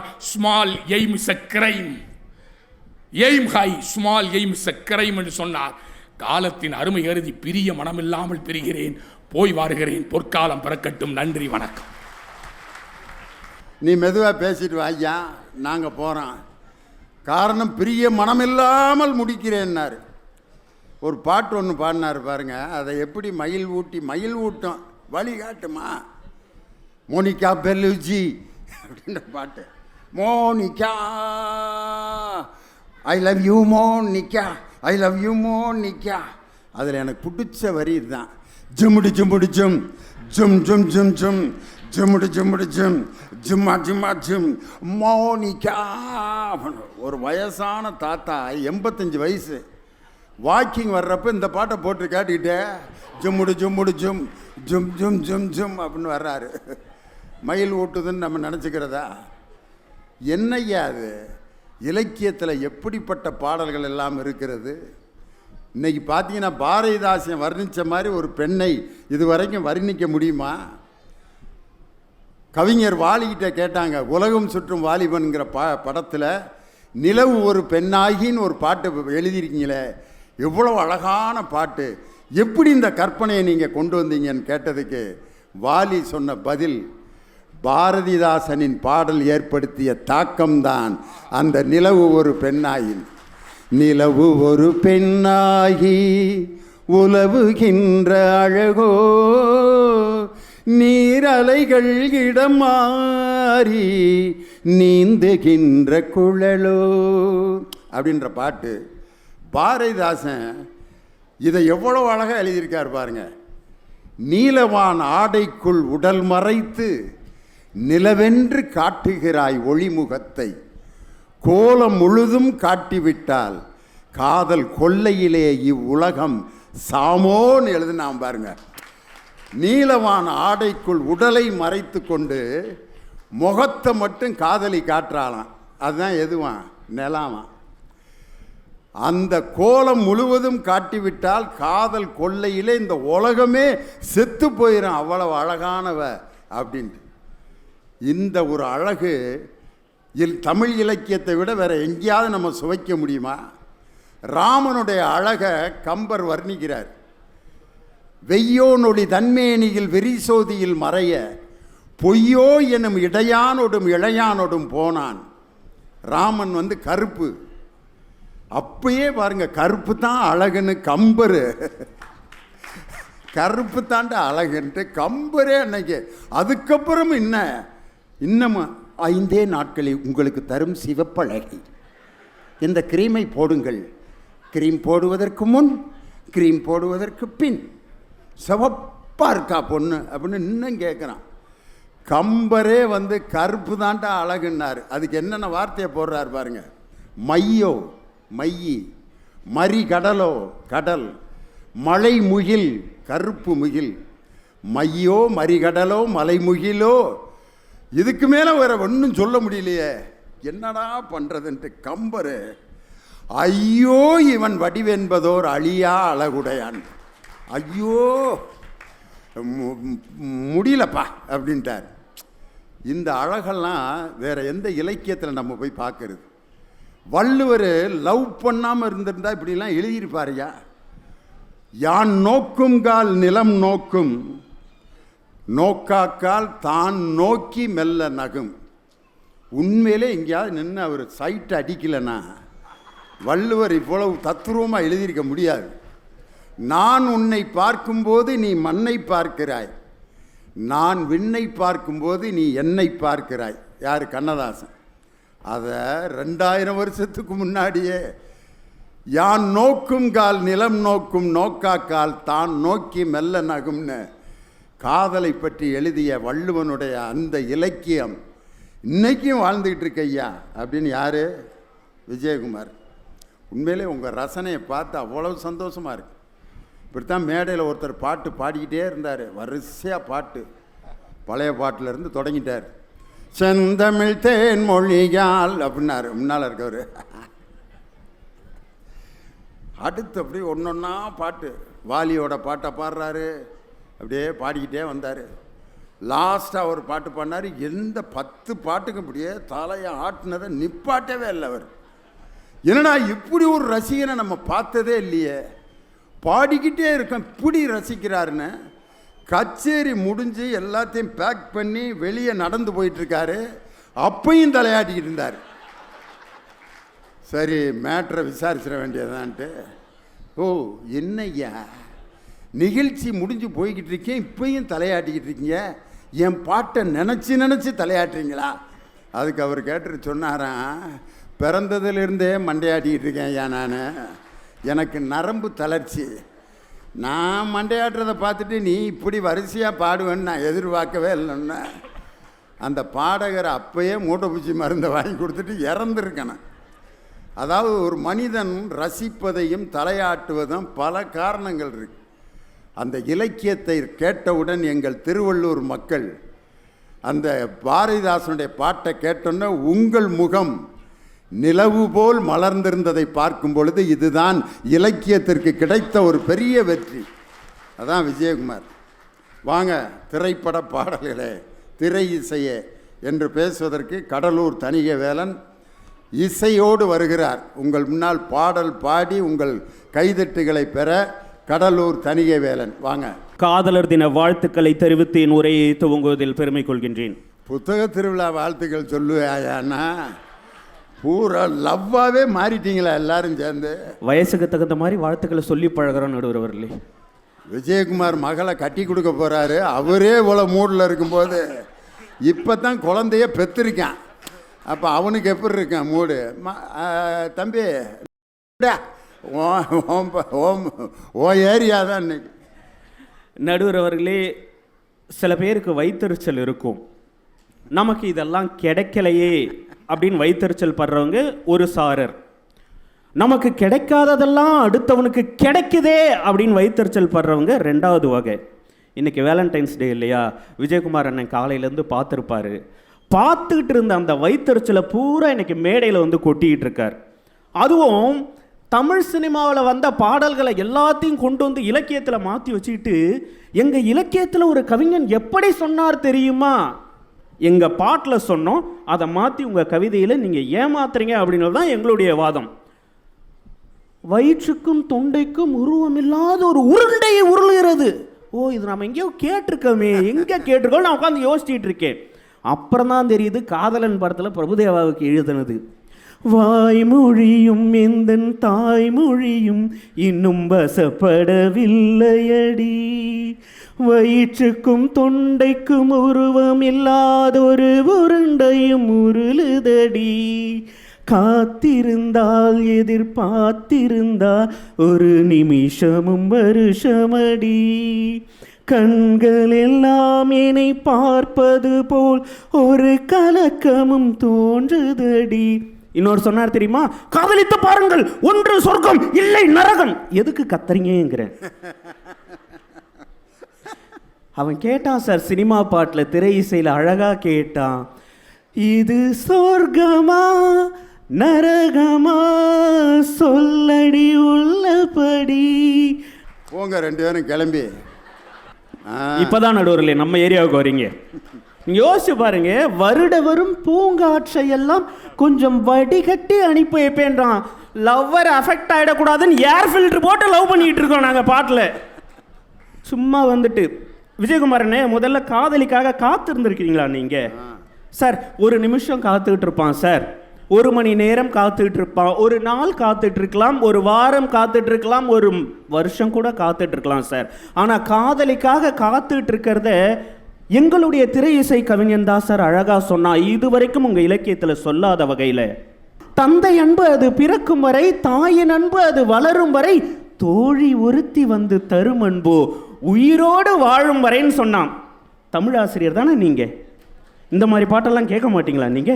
மோனிகா வயசுக்கு தகுந்த பாட்டை கேட்டு பழகுங்கிறேன். நீங்க அதுல இன்னொரு சொன்னார் தெரியுமா? விளக்கை எரிய வைத்து வெட்கத்தை அணைத்து விட்டால் நீங்க கரண்ட் பில்லு கட்டுறதை விட்டுட்டு ஸ்கூல் ஃபீஸை கட்ட வேண்டியதா இருக்கும். இதை கூட எங்க கவிஞர் தானே சொன்னான். உங்க கவிஞர்லாம் சொல்லல, நாங்க தான் பாம்பேன்ற படத்துல பாட்டுல சொன்னோம். விளக்கை எரிய விட்டு வெட்கத்தை அணைத்து விடு அப்படின்னு சொன்னாங்க. நாங்க ஏதோ தாயை பத்தி தந்தையை பத்தி பாசமே இல்லாம வெறும் காதலை மட்டுமே கொண்டாடின திரை இசை பாடகர்கள் மாதிரி எங்களை அவ்வளவு குறை சொல்லிட்டு போயிட்டாரு. எங்களுடைய கவிஞர் தான் சார் எழுதினாரு, மன்னன் அப்படின்ற படத்துல தாயின் பாசத்தை, தாயை எவ்வளவு கொண்டாட வேண்டும் நாங்க தான் சொன்னோம். விஜயகுமாரனை கேட்டிருக்கீங்களா? ஐயப்பன் கோயிலே அதை தான் பாட்டா எழுதி கல்வெட்டில் செதுக்கி வச்சிருக்காங்களாம். அம்மா என்று அழைக்காத உயிர் இல்லையேன்னு சொல்லி காலத்தை கடந்து நிற்கின்ற பாடல் எங்களுடைய திரை இசை பாடல். சிறைன்னு ஒரு படம் பார்த்துருக்கீங்களா நீங்க? லேட்டஸ்டா வந்துச்சு. நீலோத்தின்னா என்னன்னு தெரியுமா உங்களுக்கு? சார் நீலோத்தி அப்படின்னு ஒரு பாடல் சார், சத்தியமா சொல்றேன் சார், இது வரைக்கும் எத்தனையோ பாடல்களை கேட்டிருக்கேன். அந்த படத்துல கதாநாயகன் தன்னுடைய அறியாமையினால ஒரு அசம்பாவிதம் நடந்து ஜெயிலில் 5 வருஷமா விசாரணை கைதியா மட்டுமே இருக்கான் சார். அவனுக்கு தெரியல சார், அப்பீல் பண்ணணும் அப்படின்றதே தெரியல. அவன் காதலி 5 வருஷமா, ஆனால் ஒவ்வொரு தடவையும் அவன் கோர்ட்டுக்கு வரும்போது வந்து பார்த்துட்டு போறா. கவிஞன் எழுதியிருக்கான் சார், எவ்வளவு அழகா எழுதியிருக்கான் தெரியுமா? நினைச்ச வாழ்க்கை வேணும்னு நெஞ்சோம் கடந்து ஏங்குதே. அடுத்த வரி தான் சார் முக்கியம். அவன் எத்தனையோ சாமியை கும்பிட்டுருக்கான் சார். காதலனும் காதலியும் எவ்வளவோ சாமியை கும்பிடுறாங்க. ஆனால் ஒரு காவல்துறை அதிகாரி தான் சொல்கிறான், நீ போய் நீதிபதி ஐயா கிட்ட காலில் விழுந்துருங்க, பேசுங்க, பேசி உங்களை புரிய வைங்கன்னு சொல்கிறாங்க. அதை புரிய வச்சுட்டு வெளியில் வந்தான் இல்லையா, அவனுக்காக அந்த கவிஞன் திரை இசையில் எழுதியிருக்கான், படைச்ச சாமி கேட்காததையும் படிச்ச சாமி கேட்டதே அப்படின்னு எழுதினானே. இதை விட அழகாக எழுத முடியுமா சார்? எல்லோரையும் போல நல்லாறு போனாலே நீதி தரும் செய்தி வரும் நமக்குண்டு அழகிய எதிர்காலம். விஜயகுமாரனே, நீ முதல்ல லாந்தர்னா என்னன்னு தெரியுமா உங்களுக்கு? காதல்ல ஏங்கி தவிக்கிறதுக்கு பேரு லாந்துறேன் அப்படின்னு ஒரு வழக்கு மொழி இருக்கு. அதை கூட பாட்டில் சொன்னது நாங்க தான். நடுவர்களே, திரை இசை பாடல்கள் அப்படின்றது ரசிகர்களுக்கு புரியும், கேட்ட உடனே புரியும். உங்க இலக்கியம் புரியுமா? வந்ததுலேருந்து சிலப்பதிகாரம், 4 மணி கடிகை, 40 இனியவை 40 கார் 40 களவழி 40ன்னு அங்கிட்டு இருந்து 4 பசங்க தெரிச்சு ஓடி போயிட்டாங்க. பள்ளிக்கூடத்தை விட்டு புத்தக திருவிழாவுக்கு தான் இங்கிட்டு வந்து பாடம் எடுக்கிறாருன்னு. ஐகார குறுக்கம், அவுகார குறுக்கம், மகர குறுக்கம், ஆயுத குறுக்கம், ஒற்றலை படை, இன்னிசை அலப்படை, ஆகாகா வாகாகா. சார், வெயில் அப்படின்னு ஒரு படம் சார். சின்ன வயசுலேயே அவங்க அப்பா கதாநாயகனை அடித்து துரத்திடுறாரு, வீட்டை விட்டு ஓடி போயிடுறான். ஒரு தேட்டரில் போயிட்டு வேலை செய்கிறான். அந்த தேட்டருக்கு எதிரில் ஹோட்டல் வச்சிருக்கிறவருடைய பொண்ணு அந்த கதாநாயகனை விரும்புது சார். ஊரை விட்டு ஓடி வந்துட்டான் இல்லையா, அவன் காதலிக்கிட்ட சொல்கிறான் சார். அதை கவிஞன் எவ்வளவு நுட்பமாக எழுதியிருக்கான் பாருங்க. ஊரை விட்டு எங்கேயோ வேறிருந்து நிற்கிறேன். ஒரு பொம்பளை புள்ள கேட்கலாம் சார், நான் கருவறையில் உன்னுடைய குழந்தைய சுமக்கவா அப்படின்னு காதலி கேட்டுடலாம் சார். உலகத்திலேயே முதல் முறையாக திரை இசை கவிஞன் தான் சொன்னான், நான் கடவுள்கிட்ட போய் வரம் கேட்டு கருவறையை வாங்கி அதில் ஒன்றை நான் சுமக்கவான்னு கேட்டான். பார்த்தீங்களா? உங்கள் இலக்கியவாதி யாராவது ஒருத்தர் எழுதியிருப்பாங்களா இப்படி ஒரு வரியை? சும்மா வந்துட்டு எல்லாம் வந்துட்டு சப்போர்ட் பண்ணிடலாம் நினைக்கக்கூடாது சார். ரோஜா ரோஜான்னு ஒரு படம் காதலர் தினத்தில் வந்திருக்கும். இன்னைக்கு காதலர் தினம்ங்கிறதுனால என்னுடைய மனைவி கூட கேட்டாங்க நடுவர் அவர்களே, இன்னைக்கு லவ்வர்ஸ் டே, நீ பாட்டு கிளம்பி திருவள்ளூருக்கு போகிற, ஒரு கிஃப்ட் உண்டா? ஒன்றும் கிடையாது அப்படின்னாங்க. அப்படி கேட்கின்ற அத்தனை மனைவிகளுக்கும் கணவர்கள் சொல்ல வேண்டிய ஒற்றை பதிலை நான் எழுதிட்டு வந்திருக்கேன். இதை எழுதி வச்சுட்டு போய் நீங்கள் வீட்டில் சொல்லுங்கள். ஒன்றுமில்லை, காதலர் தினத்திற்கு பரிசு தரவில்லை என்று கோபித்துக் கொள்கிறாய், காதலர் தினத்திற்கு பரிசு தரவில்லை என்று கோபித்துக் கொள்கின்றாய். இந்த ஜென்மத்தில் காதலிப்பவர்களுக்கு மட்டும்தானடி பரிசுகளும் கொண்டாட்டமும். யுகம் யுகமாய் காதலிக்கும் நமக்கெதற்கு அதெல்லாம்? யூஸ் பண்ணிங்க. திடீர்னு பேசிக்கிட்டு இருக்கும்போது வீட்டுக்காரமா ஞாபகம் வந்துருச்சு பாரு. நாங்கள்லாம் நினச்சோம்னா வாயே திறக்க முடியாது. அடிக்கிற நடுவர்களே, காதலர் தினத்தில் அந்த பாடல் வரும். நீங்கள் யோசிச்சு பாருங்க, இதை கற்பனை பண்ணி பாருங்க. உங்கள் இலக்கியவாதிகளால் இந்த மாதிரி கற்பனை உலகத்துக்கு கூட்டு போக முடியாது. இதை மட்டும் கற்பனை பண்ணி பாருங்க. நிலத்தினில் உன் நிழல் விழ ஏங்குவேன். நீ போனா உன்னுடைய நிழல் வந்து அந்த நிலத்துல விழணும் அப்படின்னு நான் ஏங்குவேன். எதுக்குடா அப்படி ஏங்குறேன்னு கேட்குறாங்க. அந்த கவிஞர் பதில் சொல்றாரு, நிலத்தினில் உன் நிழல் விழ ஏங்குவேன் ரோஜா. அடுத்த வரி தான் சார் ரொம்ப முக்கியம். உன் பேரல்ல நான் சொன்னதும் என் வீட்டு ரோஜாக்கள் பூக்கின்றன. உன் பேரை போயிட்டு என் வீட்டு ரோஜா செடி கிட்ட மெல்லமா சொன்னா போதும், அது உடனே பூத்துடுது. ஒரு நாள் உன்னை காணாவிடில் எங்கே உன் அன்பென்று கேட்கின்றன. நான் உன்னை பார்க்காம போயிட்டேன்னு வச்சுங்க, அதே ரோஜா செடி என்கிட்ட கேள்வி கேட்குது, எங்கடா உன் அன்பு அப்படின்னு சொல்லி. உடல்கள் தான் ரெண்டு, உணர்வுகள் ஒன்று. ரோஜா ரோஜா ரோஜா. அந்த ரோஜாலாம் தெரியுமா? வயசாயிடுச்சு உங்களுக்கு தெரியாது. நான் இப்படி சொல்லி நிறைவு செய்கின்றேன். காதல் மட்டுமல்ல, தாய் பாசம் மட்டுமல்ல, தந்தை பாசம் மட்டுமல்ல, சமூக கருத்துக்களையும் எங்களுடைய திரை இசை பாடல்கள் எத்தனையோ கொடுத்திருக்கிறது. தலை கோதும் இளங்காற்று செய்தி கொண்டு வரும் அப்படிங்கிற பாடல்ல இந்த வரிகள் அவ்வளவு அழகா இருக்கும். நீல வண்ண கூரை இல்லாத நிலம் இங்கு ஏது, காலம் என்னும் தோழன் உன்னோடு தடைகளம் மீறு. எவ்வளவு அழகா இருக்கும் தெரியுமா? நீலவண்ண கூரை இல்லாத நீலம் இங்கு ஏது, மீதியிருள் நீ கடந்தால் காலையொளி வாசல் வரும், தோளில் நம்மை ஏந்தி கொள்ளும் நமக்கான காலம் வரும் சொன்னானே. இதைவிட நம்பிக்கை உங்கள் இலக்கியவாதிகளால் தர முடியுமா என்று கேட்டு நல்லதொரு வாய்ப்பிற்கு நன்றி பாராட்டி இடம் அமர்கின்றேன். நன்றி, வணக்கம். ஏதாவது ஒரு சமூக சிந்தனை பாட்டு பாடுவார்னு பார்த்தா எல்லாம் ஃபுல் மூடில் இறங்கி வெறும் காதல் பாட்டு தான். உண்மையிலேயே என் வாழ்க்கையில் நடந்த ஒரு சம்பவம் சினிமா பாட்டில் அதை அப்படி அனுபவித்தேன். நானும் என் வீட்டுக்காரமாக வந்துக்கிட்டு இருக்கான், திண்டுக்கல்ல போயிட்டுருக்கான். என் கூட எப்போயோ என் கூட படித்த ஒரு பொம்பளை பொண்ணு அது என்னை பார்த்துருச்சு.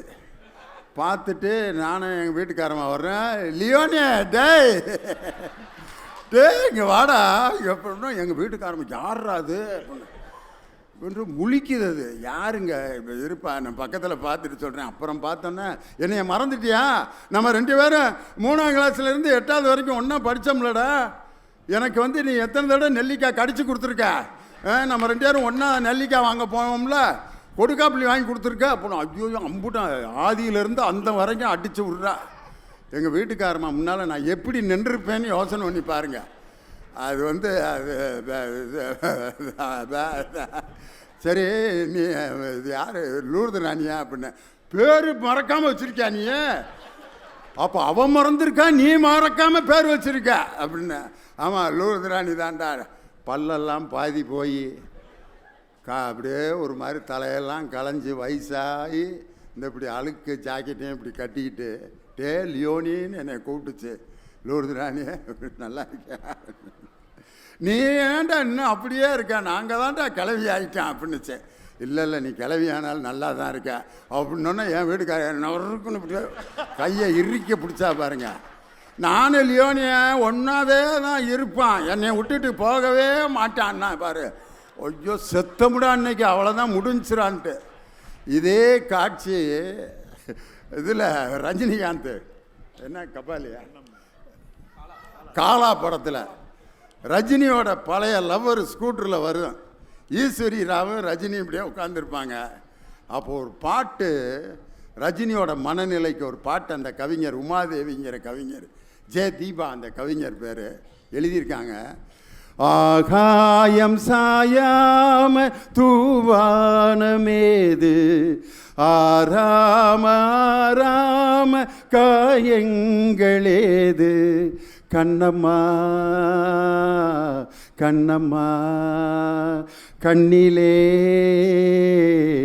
என்னம்மா. எனக்கு அடுத்த வரி தான் ரொம்ப பிடிக்கும். மீட்டாத வீணை தருகின்ற ராகம் கேட்காது பூங்காந்தலே, ஊட்டாத தாயின் கணக்கின்ற பால் போல் என் காதல் இருக்கின்றதே.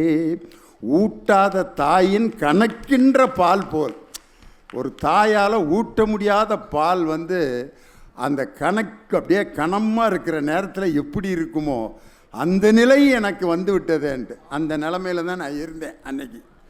பாடாப்பட்டு அதுக்கப்புறம் ஒரு வார்த்தை சொன்னதுனால தப்பிச்சேன். இங்கே பாரு, எனக்கு மட்டும் ஒரு பையன் மட்டும் பிறந்திருந்தான்னா ஓம் பிள்ளையே தாண்டா நான் கட்டியிருப்பேன்னா. அப்பா அன்னை முறை வருதில்ல, அப்போ தான் எனக்கு உசுரே வந்துச்சு. இவ்வளோ நாளாக என்னை அண்ணன் நினச்சிருக்கா அப்படின்னு சொன்னேன். நீ ஏதோ சிக்னல் கொடுத்துருக்க, அதனால தான் அவள் அப்படி சொல்கிறா அப்படின்னு அப்பயும் நம்ப மாட்டேங்கிறான். காரணம், எவ்வளோ வயசானாலும் தன் கணவன் தனக்கு மட்டும்தான் சொந்தமாக இருக்கணுங்கிற அந்த பொசசிவ்னஸ் ஒரு பெண்ணுக்கு வந்து இருக்கிறது. அதுதான் குடும்ப வாழ்க்கையினுடைய மிகப்பெரிய ஆழமான அன்பின் அடையாளமே. அதுதான் எங்கள் வீட்டுக்காரர் எனக்கு மட்டும்தான். அதனால தான் காதலர் தினத்தன்னைக்கு நான் உன் கூட வரலனாலும் நான் சொல்கிற பாட்டையாவது அங்கே நீ பாடிட்டு வா அப்படின்ட்டு அதுக்கு பிடிச்ச பாட்டை சொல்லி விட்ருக்கா. அதனால் தீர்ப்பில் அந்த பாட்டை நான் பாடுவேன். அது எந்த பாட்டுன்னு நீங்கள் கண்டுபிடிச்சிடலாம். காரணம், நம்ம முதலமைச்சரை சுசீலா அம்மாவுக்கு டாக்டர் பட்டம் கொடுத்துட்டு சுசீலா அம்மாவை ஒரு பாட்டு பாட சொல்லி என்ன பாட்டு சொல்லி கேட்டார் தெரியுமா? முதல்ல நீராறும் கடலுடுத்த 2 பேரும் சேர்ந்து பாடினாங்க.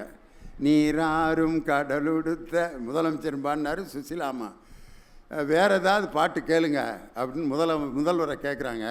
சுசீலா அம்மாட்ட அவர் நேர் விருப்பம் கேட்டார். என்ன பாட்டு தெரியுமா? நீ இல்லாத உலகத்திலே நிம்மதி இல்லை. சுசீலா அம்மா பாடினாங்கம்மா. நீ இல்லாத உலகத்திலே நிம்மதி இல்லை, உன் நினைவில்லாத இதயத்திலே சிந்தனை இல்லை. காயும் நிலாவானில் வந்தால் கண்ணுறங்கவில்லை, உன்னை கண்டு கொண்ட நாள் முதலாய் பெண்ணுறங்கவில்லை, கண்ணுறங்கவில்லை. உன் முகத்தை பார்ப்பதற்கே கண்கள் வந்தது, உன் மார்பில் சாய்வதற்கே உடல் வளர்ந்தது. கன்னி மனம் உனக்கெனவே காத்திருக்குது, இந்த காவல் தாண்டி ஆவல் உன்னை தேடி ஓடுது, தேடி ஓடுது. நீ இல்லாத யாரு முதலமைச்சருக்கு எப்படிப்பட்ட பாட்டு பிடிச்சிருக்க? நீ இல்லாத உலகம். அனைமா சிஎம் நேரம் வீட்டில் பாடிக்கிட்டு இருப்பாருன்னு நினைக்கிறேன். அவருக்கும் அவங்க வீட்டுக்காரமாக்கும் ரொம்ப பிடிச்ச பாட்டு. சுசீலா அம்மாட்ட அந்த பாட்டை பாட சொல்லி கேட்குறார். எவ்வளவு அழகான திரை இசையினுடைய கற்பனை. யார்? தனியவேல். நாகநந்தினி, என்னை பேச விடுவீங்களா இல்லையா? நீங்களா மூடு வந்து பாடிக்கிட்டே இருக்கீங்களே அப்படின்ட்டு. வாங்கம்மா, உங்கள் பலத்த கரவொலியோடு என் அருமை மகள் நாகநந்தினி உங்கள் முன்னால் பேச வருகிறார். வாழ்க வையகம், வாழ்க வையகம், வாழ்கொளமுடன். குரு வாழ்க, குருவே துணை. தமிழ் மொழி என்று சொன்னால் உமிழ் நீரும் தித்திக்கும். அத்தகைய தமிழன்னை வணங்கி ஆன்றோருக்கும் சான்றோருக்கும் லியோனியாகிய நான் என்று 50 வருட பொன் விழாவை, அது எப்படி இலக்கியம் என்ற அருமை தமிழை எளியோருக்கு புரியக்கூடிய வகையில், பட்டி தொட்டி எங்கும் பாமரரும் அறியக்கூடிய வகையில் அந்த பட்டிமன்றத்தை கொண்டு செலுத்திய எங்களுடைய பாசத்திற்கும் வணக்கத்திற்கும் உடைய நடுவர் ஐயா அவர்களுக்கு முதற்கண் முத்தாய்ப்பான வணக்கத்தை தெரிவித்துக் கொள்கிறேன். நாம் பட்டிமன்றம் பேச ஆரம்பித்து 50 ஆண்டுகள் முடிவடையுது. 1976ஆம் ஆண்டு கல்லூரியில் 1ஆம் ஆண்டு படிக்கும் பொழுது பேராசிரியர் வைத்தியலிங்கம் அவர்களுடைய தலைமையில் பட்டிமன்றம் பேச ஆரம்பித்து 50 ஆண்டுகள் இந்த ஆண்டோட முடிவடையுது. அந்த 50 ஆண்டுகள் முடிவடைந்து நான் முதலில் பேசுகின்ற பட்டிமன்றம் இந்த திருவள்ளுவருடைய புத்தக திருவிழாவில் தான். அது உண்மையிலே எனக்கு ஒரு மிகப்பெரிய மகிழ்ச்சி. கலைவாணர் அரங்கத்தில் அதற்கான ஒரு எளிய விழா ஒன்று நடந்தது. அதுக்கு நம்ம மாண்புமிகு துணை முதலமைச்சர் அவர்களும் திரைப்பட நட்சத்திரங்கள், எனக்கு நடுவர்களாக இருந்த ஐயா சுகி சிவம், ஞான சம்பந்தம் எல்லாரும் என்னை வாழ்த்தினார்கள். அது உண்மையிலே ஒரு பெரிய மகிழ்ச்சிகரமான ஒரு நாளாக எனக்கு அமைந்தது. அந்த நாளை நினைவூட்டியதுக்கு நாகநந்தினிக்கு நன்றி. விவசாயம், ஆறு, ஏரி, பால் பண்ணை, அணுமின் நிலையம், ஃபேக்ட்ரி, ஆம்பத்தூர் சிட்கோட் அப்படின்னு சொன்னால் சவுத் இந்தியாவிலே ஏஷியாலே பெரிய, அதாவது சவுத் ஏஷியாலேயே பெரிய ஒரு தொழில்பேட்டைன்னு சொல்லக்கூடிய அளவுக்கு எழுத்தறிவில் 84% வச்சுருக்காங்க. பொன்னி அரிசினாலும் இவங்க ஊர் தான் ஃபேமஸ்ஸு, சூரிய கடிகாரனாலும் நம்ம திருவள்ளூர் மாவட்ட மக்கள் தான் ஃபேமஸ்ஸு. இதெல்லாம் எனக்கு பெரிய விஷயமா தெரியலிங்க. ஆனால் மொழிக்காக மாநிலங்களை பிரிக்க போகிறாங்கன்னு தெரிஞ்ச போது, திருத்தணியை ஆந்திரா கொண்டு போகணும்னு நினச்ச போது, அதெல்லாம் இல்லை, திருத்தணி முருகர் தமிழ் கடவுள், எங்களுடைய கடவுள்னு மீட்டு கொண்டு வந்து வச்சிருக்கிற மக்கள் முன்னாடி இலக்கியெல்லாம் இல்லை, திரை இசைன்னு பேச 2 பேர் பார்த்தா சிரிப்பா வருது. அது திருத்தணி சாதாரண இடம் இல்லை, முருகன் லவ் பண்ண இடம், வள்ளியை மனமுடித்த இடம். எது? திருத்தணி. அது பாருங்க எப்படி அமைது பாருங்க. காதலர் தினத்தை அன்னைக்கு முருகன் லவ் பண்ண அந்த வள்ளியை திருமணம் முடித்த திருத்தணி கூட திருவள்ளூர் மாவட்டத்தில் தான் இருக்கு. அந்த அளவுக்கு இருக்குங்க ஐயா. இதில் தனியாக நான் பேசினாரு வாருங்க, கோயம்புத்தூர்லேருந்து நான் வந்துட்டு சும்மாவே உட்காந்துட்டு இருக்கேன்னு நினச்சிட்டேன். அதாவது எங்கள் ஊரில் எல்லாம்க்கா தோசை தான் திரி போடுவாங்க, எங்கள் அண்ணன் அப்படியே அந்த தோசைக்கல்லையே திரி போட்டு போய் உட்காந்துருக்கிறாரு. அப்படி பாடின பாட்டெல்லாம் என்ன பாட்டுங்க? ஃபஸ்ட்டு படம் அந்த காதல் என்ற படம். பாட்டெல்லாம் நல்லா தான் இருந்துச்சு. அந்த படத்தை பார்த்தீங்களா? கடைசியில் கிளைமேக்ஸு பிரபுதேவா ஒரு போலீஸ்கார அம்மாட்ட மாட்டிட்டு வாருங்க அடி. அதுக்கு அந்த பாட்டுக்காக தான். அதுக்கப்புறம் மன்மதன் படத்தில் காதல் வளர்த்தேன், அது ஒரு சைக்கோ படம். கடைசியில் அந்த பையன் இருப்பானா இல்லையானே தெரியாது. காதல்னாலே அது ஒரு சைக்கோ தானங்க. அதனால தான் காதலை பற்றி ஒரு கவிஞர் எழுதினார், இஷ்டப்பட்ட இருவர் சேர்ந்து கஷ்டப்படுவதற்கு பெயர் தான் காதல். எப்படி? கரெக்டு தாங்க. அடுத்த பாட்டு ரோஜா ரோஜான்னு அந்த ஹீரோ கடைசி வரைக்கும் ரோசா பூவோட ரயில்வே ஸ்டேஷனில் நின்றுட்டே இருப்பா. அப்படி இதில் எங்கே மகிழ்ச்சி இருக்குது, எங்கே வழிகாட்டுதல் இருக்குது எனக்கு புரியல. அதாவது நம்ம எல்லாத்துக்கும் ஒரு விஷயம் சொல்கிறேன் பாருங்கள். February 14 அப்படின்னு சொன்னால் காதலர் தினம் மட்டும்தான் ஞாபகம் வருது. ஆனால் இன்னைக்கு தான் தன்னுடைய நாட்டை காப்பதற்காக எல்லையில் நின்று 2019 புல்வாமா தாக்குதல் மூலமாக 40 வீரர்களை இழந்து நின்னோமே, அந்த நினைவு நாள் இன்று. அந்த தாய்மார்களுக்கு, அதாவது அந்த மகன்களை இழந்த தாய்மார்களுக்கெல்லாம் இன்னைக்கு உறுதுணையாக இருக்கிறது எது தெரியுமாயா?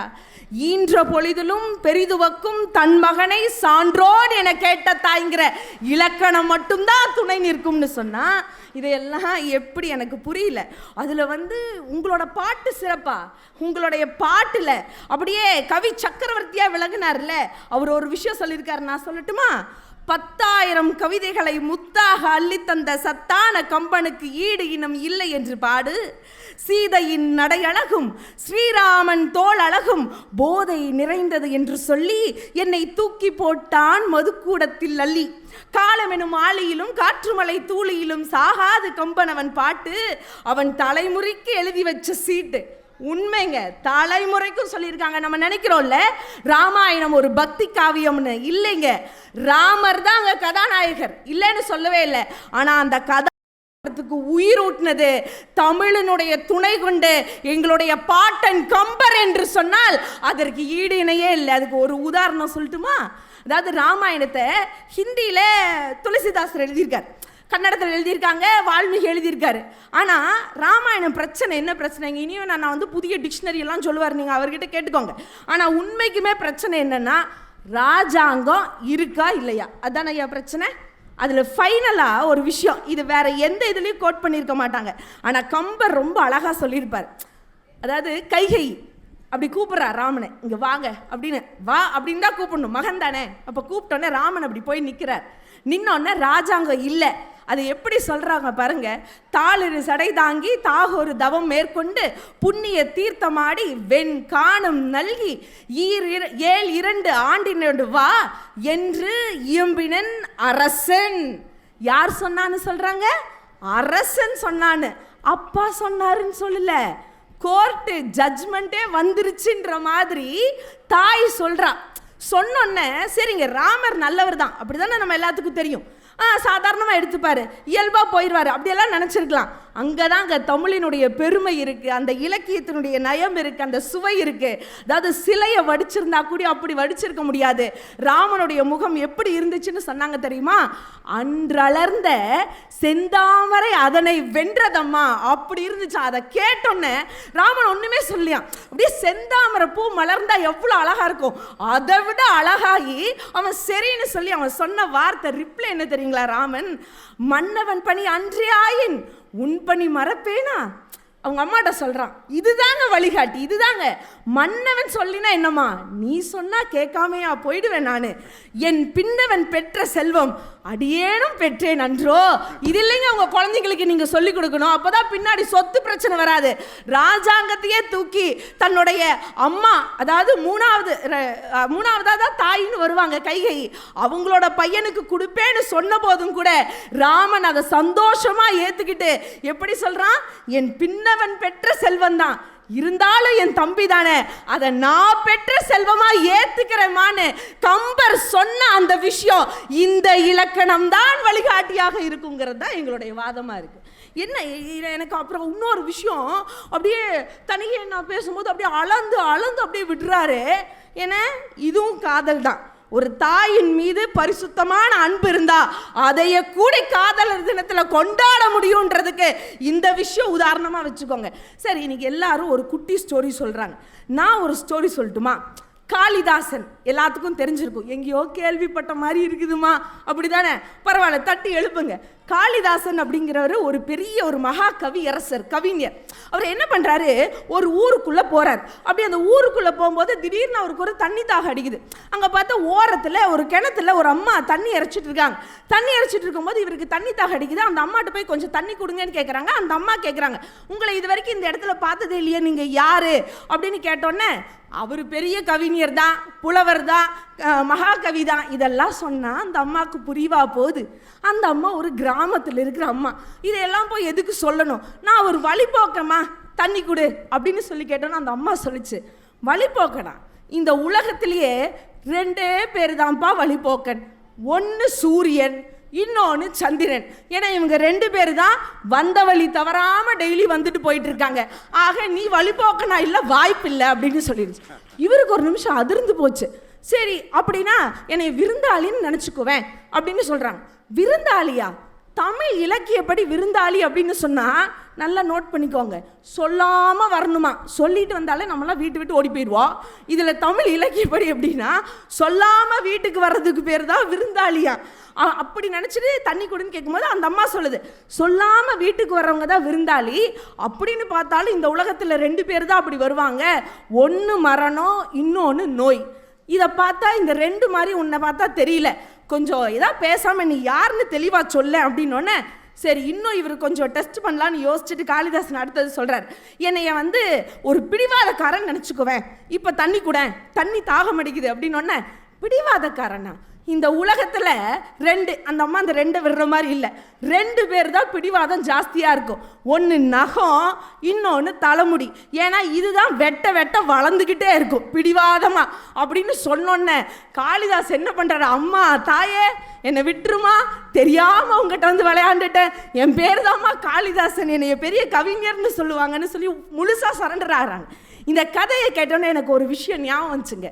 புறநானூற்றில் சொல்லியிருக்காங்கல்ல, பெரியோரை வியத்தலும் இளமே, சிறியோரை இகழ்வது அதனினும் இளமே. இதையே நம்ம பிள்ளைங்களுக்கு சொல்லி கொடுத்தா இதுதானே சார் வாழ்க்கைக்கு மிக சிறப்பாக இருக்கும். யோசிக்கணும். இதில் திருக்குறளை நிறைய பேர் கோட் பண்ணுறோம். ஐயா, இது வரைக்கும் ஒரு திருக்குறளில் சொல்லப்பட்ட ஒரு வார்த்தை, இது வரைக்கும் திருக்குறளுக்கு முன்னாடி சொன்ன எந்த வரலாற்று புத்தகத்திலையும் ஒரு இதிகாச புத்தகத்திலையும் அந்த வார்த்தையை குறிப்பிடலை. திருக்குறளில் மட்டும்தான் அந்த வார்த்தை முதல் வந்துச்சு. அந்த வார்த்தையே அதுக்கப்புறம் திணைமாலை அப்படிங்கிற அந்த நூலில் ஒரு பாடல், ஒரு 103வது பாடலில் அந்த சொற்தொடல் தொடங்கும் போது அந்த பாடல் வருது. அது என்ன சொல் அப்படின்னு பார்த்தீங்கன்னா, வெறுவந்த செய்தொழுகும் வெண்கோளான் ஆயின் ஒருவந்தம் ஒல்லை கெடும். புரிஞ்சுதா? வெகுவந்த, இதெல்லாம் எங்கேயோ கேட்ட மாதிரி இருக்குதா, எல்லாரும் உட்கார்ந்துட்டு இருக்கீங்க. ஆனால் இது நல்லா கேளுங்க. வெறுவந்த செய்தொழுகும் வெண்கோள நாயின் ஒருவந்தம் ஒல்லை கெடும். வெறுவந்தன்னா ஓகே, அச்சம். இதை கூடி நிறைய பேர் பயன்படுத்தியிருப்பாங்க, நிறைய எழுத்தாளர்களுக்கு தெரியும். பலவந்தம்ன்ற சொல்லும் நிறைய பயன்படுத்தியிருக்கோம். ஆனா இந்த ஒரு வந்தம் அப்படிங்கிற இந்த சொல் திருக்குறள்ல மட்டும்தான் இருக்கு அப்படிங்கிறது ஆக சிறந்த பெருமை. அந்த வார்த்தைக்கான அர்த்தம் என்ன தெரியுமா? அச்சம். அதாவது அச்சம், அதுக்கு இந்த வார்த்தைக்கான அர்த்தம் என்னன்னா நிலைபேறு, உறுதியாக, நிச்சயமாக அப்படின்னு அர்த்தம். ஒரு வந்தோன்ற சொல்லுக்கு இந்த குறளுக்கான அர்த்தம் என்ன அப்படின்னு சொன்னா, அஞ்சக்கூடிய கொடுதலை, அதாவது அஞ்சக்கூடிய கொடுமைகளை நாட்டு மக்களுக்கு, தெளிவாக கேட்டுக்கோங்க, இப்போதான் ரொம்ப தெளிவாக கேட்கணும். அதாவது என்ன? அஞ்சக்கூடிய கெடுதலை நாட்டு மக்களுக்கு எந்த அரசன் செய்கிறானோ அவனுக்கு கட்டாயமாக அழிவு உறுதி அப்படின்னு நான் சொல்லலீங்கய்யா. யார் சொல்லியிருக்காங்க? ஐயன் வள்ளுவர் சொல்லியிருக்காரு. இப்போ நான் யாருக்காக இந்த குறளையும் எதுக்கும் சொல்லலை, இந்த குறளை தெரிஞ்சுக்கணுன்றதுக்காக சொன்னேன். இதில் இன்னொரு விஷயம், ஏன் நம்மளுடைய இலக்கியங்கள் தான் வழிகாட்டியாக இருக்குது அப்படிங்கிறதுக்கு. இப்போ அண்ணன் பாடினார் இல்லையா, நிறையா பாட்டு, ஐயா கூடி பாடினார். பெண்கள் அப்படின்னு சொன்னாலே என்ன மாதிரி பாட்டெல்லாம் பாடினாங்க? நிலவு, வான், முகில், காற்று, மேகம். நம்மளாம் தீயா வந்தால் யாரும் ஒத்துக்கவே மாட்டாங்க. ஆனால் ஒரு விஷயம் நல்லா பாருங்க, இன்னைக்கு 21ஆம் நூற்றாண்டுன்னு சொல்கிறோம், இன்னைக்கு கூட பெண் கவிஞர்களும் எழுத்தாளர்களும் குறைவாக தான் இருந்தாங்க. ஆனால் சங்க காலத்திலேயே பெண் எழுத்தாளர்கள் அதிகம் அப்படிங்கிறத ஔவை நடராசன் அப்படிங்கிறவர் பிஹெச்டி தீசிஸ் பண்ணி லிஸ்ட் போட்டு காமிச்சிருக்காரு. அதற்கு அர்த்தம் என்ன? பெண்கள் என்பவர்கள் அன்னைக்கே படிப்பிலையும் அறிவிலையும் ஆளுமையிலையும் சிறந்தவர்களாக விளங்கி இருக்கிறாங்கன்னு சொன்னது. அது மட்டும் இல்லை, பெண்களை மதிக்கக்கூடிய சமுதாயம் தான் நம்ம சமுதாயம். இன்னைக்கு ஒரு பாட்டு பாட சொல்லுங்க, அட்ரா அவளை, கொள்ளுடா அவளை, வெட்ரா அவளை, அப்புறம் இஞ்சி இடு பழகி, இந்த மாதிரி தானேங்க நீங்கள் பாட்டு போகிறீங்க. என்னைக்காச்சும் பெண்களை பெருமையாக படுத்தியிருக்கீங்களா? ஆனால் இன்னைக்கு பாருங்க, அதை விட ஒரு படி மேலே உயர்ந்து போய் பரமசிவம் அப்படிங்கிறவர் அந்த பெண்களை எந்த அளவுக்கு யோசிச்சிருக்காரு அப்படின்னா, பெண்கள் அப்படிங்கிறவங்க தான் நம்மளுடைய சமூகமே தாய் வழி சமூகங்க. இது நம்மளுடைய நாட்டுப்புற இலக்கியத்தில் இருக்கு.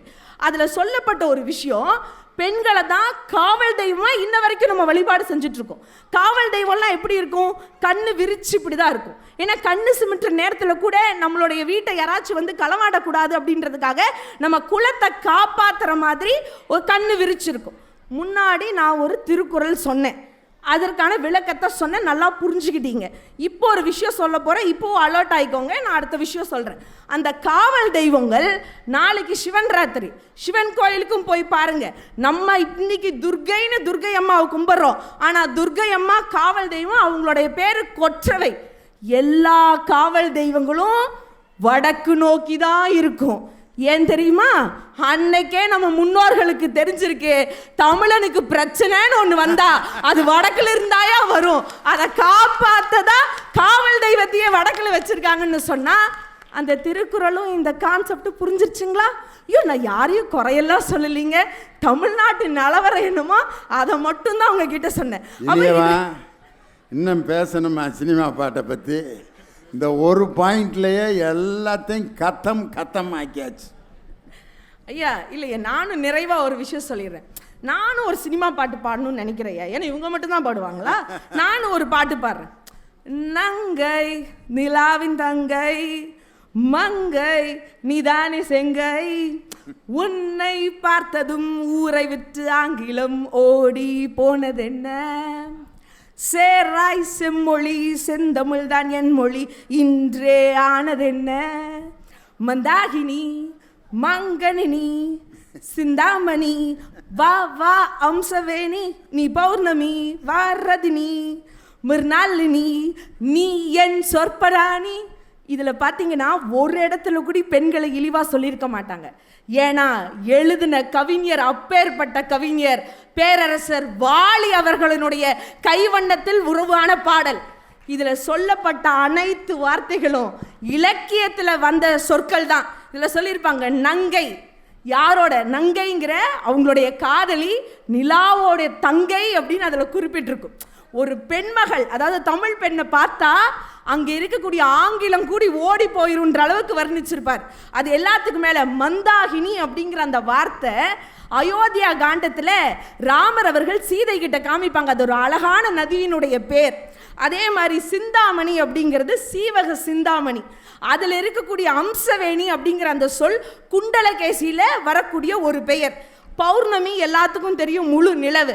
அதே மாதிரி மிர்னாலினி அப்படிங்கிறது அது தாமரையினுடைய தண்டு மாதிரி தன்னுடைய அந்த மேனி இருக்கு அப்படிங்கிறத பறைசாற்றக்கூடிய விதத்தில் இலக்கியத்தினால தான் அவங்களுடைய திரையிசையே வாழுதுங்கிறத நீங்கள் புரிஞ்சுக்கணுங்க. அதுக்காகவே இந்த ஒரு விஷயம் நிறைவா இன்னைக்கு காதலர் தினம் எல்லாரும் பேசிட்டாங்க, நாங்களும் எங்கள் பங்குக்கு சொல்லணும்ல.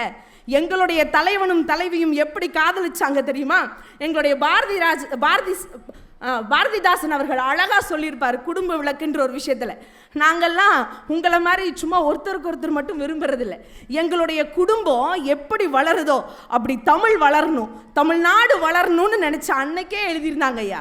வரும்படி விகிதப்படி நான் தரும்படி வாக்களித்தபடி கணக்கில் திங்கள் தோறும் கரம்படி வீதி தமிழ் கழகத்தார்கள் கடைப்படியை மிதித்து விட்டார் எண்ணி வைப்பார் பெரும்படியாய் செய்வதுண்டோ படிக்கணக்கை பேசிவிட்டால் கண்டபடி.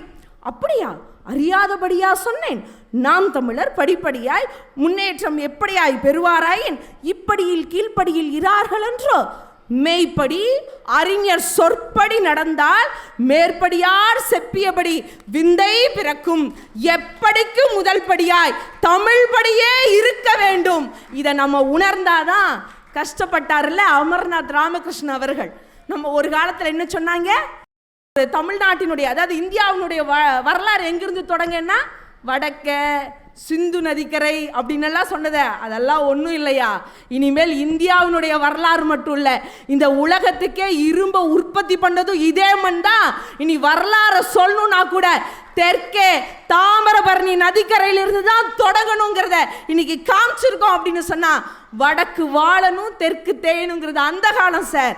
இலக்கியத்தோடு இணைச்சு பாருங்க, வடக்க வாழ வைக்கிறதே இன்னைக்கு தெற்கு தாங்கிறது தெளிவா தெரியும் என்று சொல்லி இன்னைக்கும் என்னைக்குமே ஒரு மனிதர்களுக்கு வழிகாட்டியாகவும் அது நிறைந்த மகிழ்வை தரக்கூடிய ஒரு விஷயமாகவும் இருப்பது நம்மளுடைய முன்னோர்கள் நமக்கு கொடுத்த இலக்கியமே இலக்கியமே இலக்கியமே என்பதை ஆணித்தரமாக கூறி வாய்ப்பளித்த அனைத்து நல்ல நெஞ்சங்களுக்கும் நன்றி பாராட்டி இடம் அமர்கிறேன். வாழ்க வளமுடன். உண்மையிலேயே வாழ்க்கையில் எல்லாமே நடக்கும்.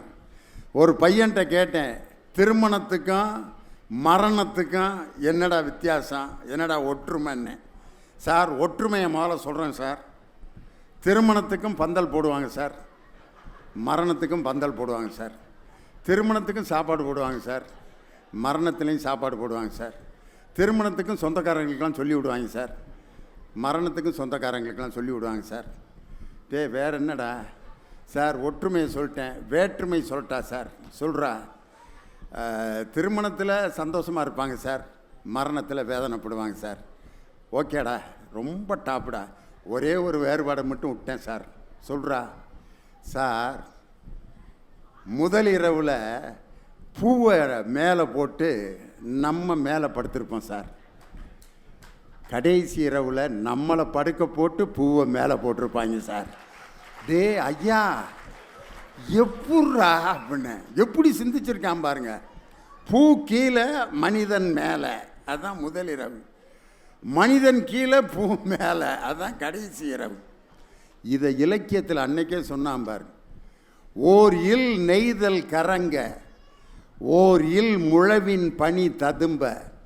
ஒரு வீட்டில் கல்யாணம், இன்னொரு வீட்டில் டெத்து, பக்கத்து வீடு. எப்படி இருக்கான் அவன்? மாங்கல்யம் தந்து நானே நம ஜீவன கேசுனாங்கிறப்ப ஐயோ போயிட்டு ஐயா அப்படிங்கும்போது அந்த தாலி கட்டுறவனுக்கு எப்படி இருக்கும்? என்னடா அது? இது அப்படியே ஒரு படமாக எடுத்தாங்க பாருங்க.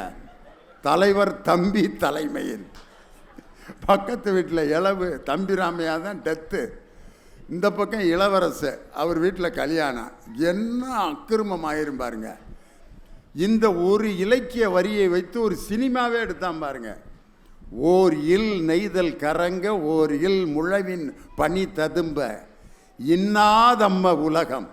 உலகம் என்றாலே துன்பம் நிறைந்தது தான். ஆனால் இன்பம் காண்பர் அதன் இயல்பு உணர்ந்தோரே அப்படின்னு நான் பாருங்க.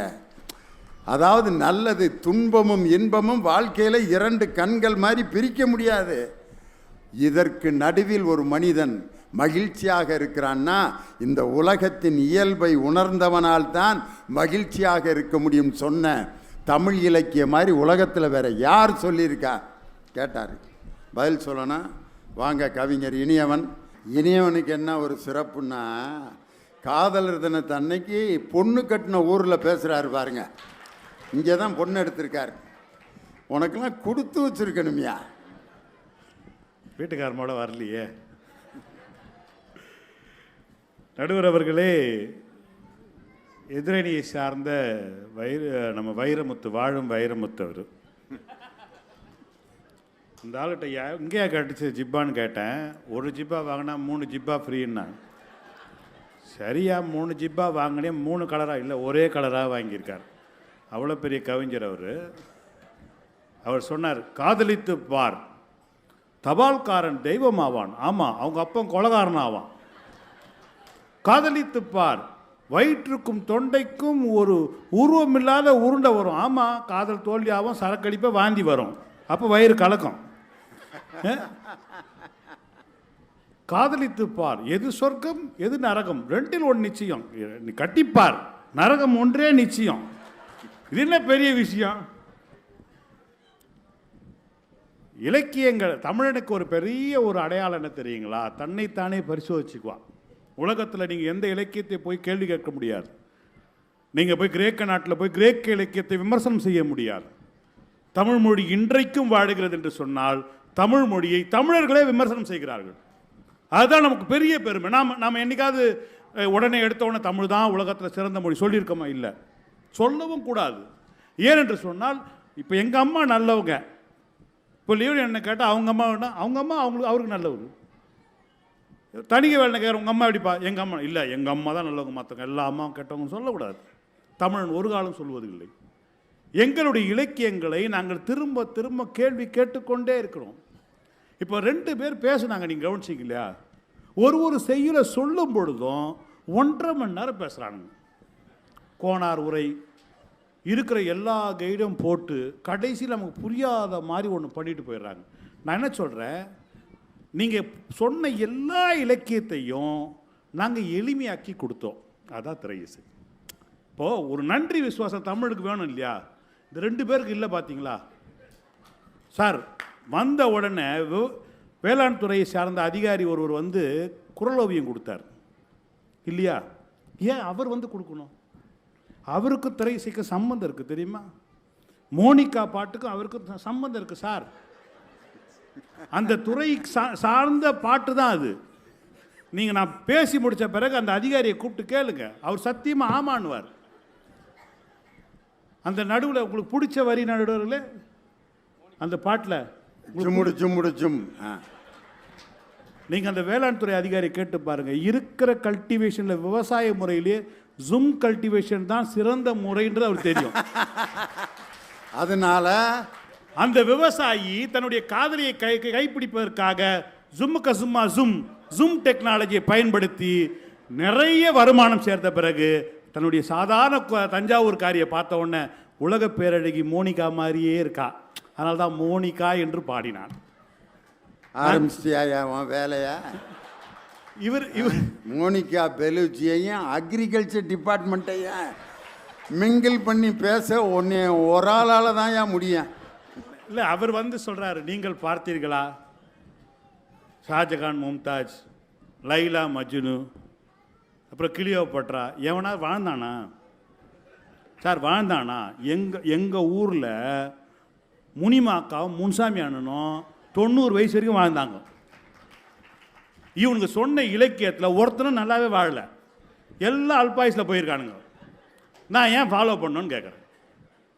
அந்த அம்மா சொன்னாங்களே, நான் திருக்குறளுக்கு நான் எதிரி அல்ல, ஆனால் திருவள்ளுவனை கேள்வி கேட்கின்ற உரிமை எனக்கு இருக்கிறது.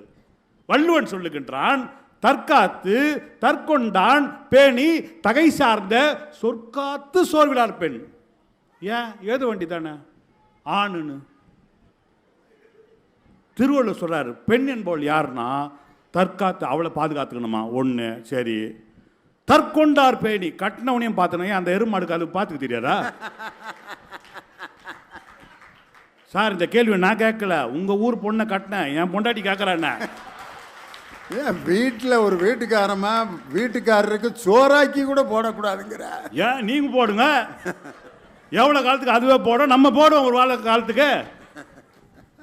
அவ கேட்டா சார், திருவள்ளூர் சேர்ந்த பொண்ணு திருக்குறளை கேட்டான்ட்டா, உன்னை நீ பார்த்துக்க முடியாதா? தகை சார்ந்த சொற்காத்து. உங்க அம்மா பேசுறதுக்கு நான் வாய முன்னிப்பனா? நீ பேசுறது வாய முன்னிப்பனையா?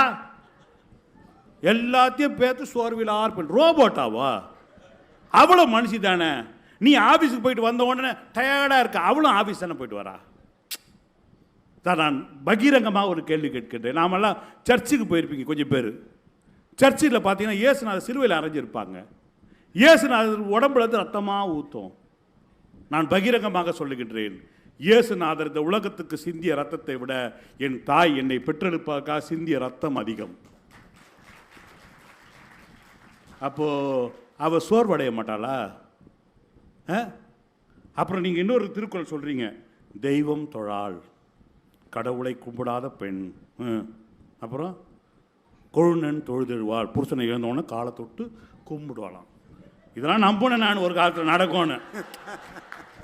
காலையில் எழுந்த உடனே இந்த தலையில் குளிச்சுட்டு அந்த கொண்டை போட்டுக்கிட்டு வந்துட்டு இந்த பெட்ஷீட் அப்படியே தூக்கிட்டு காலை தொட்டு அப்படி கும்பிட்டு அந்த தாலியெல்லாம் பார்த்து சினிமாவில் மட்டும்தான் பார்க்கலாம். நடுவரில் இந்த இலக்கியவாதிகள் பண்ண கூத்து இதெல்லாம் நான் நம்பினேன் சார். காலையில் எழுப்புறா, கையில் தட்டினா கூட பரவாயில்ல சார், ஏந்திரியா பால் வாங்கின்னு பால் பாக்கெட் வாங்கின்னு மாவு வாங்கின்னு வாண்டா, வாங்கிட்டு வரேன். ஏன்டா எனக்கு தெரியும் திருவள்ளூர் பசங்க பொம்பளை பிள்ளைங்க சாதாரணமான பசங்க கிடையாது சார். ஒரு அறை விட்டா ஒரு வாரம் காது கேட்காது. ரொம்ப தைரியமா உண்மையிலே வாழ்றடா நீ. வாழ்க்கையினுடைய அர்த்தத்தை முழுசா புரிஞ்சவன் நீ ஒரு ஆள் தான். இதுதான் திண்டுக்கல் குசும் பண்றது. நான் வைத்தியத்தில் சொல்லுங்கிறேன், வாழ்றனா நீ என்ன வள்ளுவர் என்ன சொல்லியிருக்கணும்? தெய்வம் தொழால் கொழுநன் தொழுதெழுவாள் பெய்யன பெய்யும் மழை. நீ மாத்து, தெய்வம் தொழான் பொண்டாட்டியை தொழுது எழுவான் பெய்யன பெய்யும். சத்தியமாக சொல்கிறேன், இன்னைக்கு மழை பெய்வதற்கு காரணம் நிறைய ஆண்கள் மனைவி தெய்வமாக நினைக்கிறார்கள். அதுவும் திருவள்ளூரில் பொண்ணு காட்டினவெல்லாம் தெய்வமாக நினைக்கிறான் சார். எவன் நினைக்கிறான்னு இல்லை, நான் நினைக்கிறேன் சார். என் சோறு முக்கியம் இல்லையா? அவங்க சொல்கிறாங்க இலக்கியங்களில் இருக்கிறத எங்களுடைய சினிமா பாட்டில் இல்லை. யார் சொன்னா?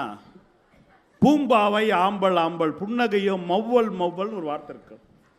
இந்த மவ்வல் என்ற வார்த்தை தமிழ் இலக்கியங்களை மவ் என்ற வார்த்தைக்கு மட்டும் எழுத்துக்கு மட்டும் இருக்கின்ற ஒரே சொல் மவ்வல் மட்டும்தான். நீங்க மௌனம் தமிழ் கிடையாது.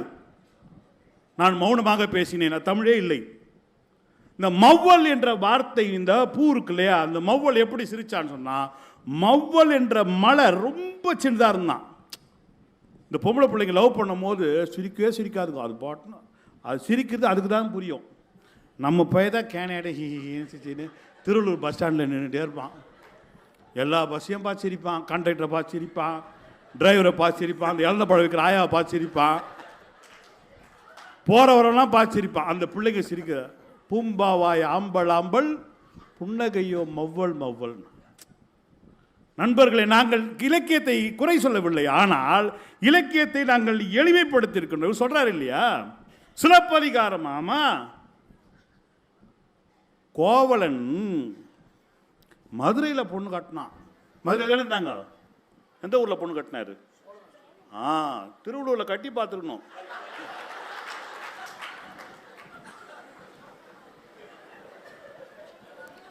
நான் மாதவி வீட்டுக்கு போகிறேன் கண்ணகி என்று சொன்னவுடன் கண்ணகி அழுதாளாம். நீ போறது ஒன்றும் பிரச்சனை இல்லைங்க, நான் உதவுவதற்கு புருஷன் பொண்டாட்டியா இருந்தா உதவணும் இல்லை என்று கண்ணகி வருத்தப்பட்டானா.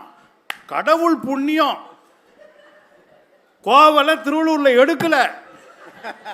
எடுத்திருந்தான்னு வச்சுக்கங்களேன், பற்றையிலே அற விழுந்து காக்கலூர் வரைக்கும் தரன்னு வலிச்சுன்னு வந்துருப்பாவோ. எங்க போறேன்னு மாதவி அவ விட்டு தட்டுன்னு போறேன்.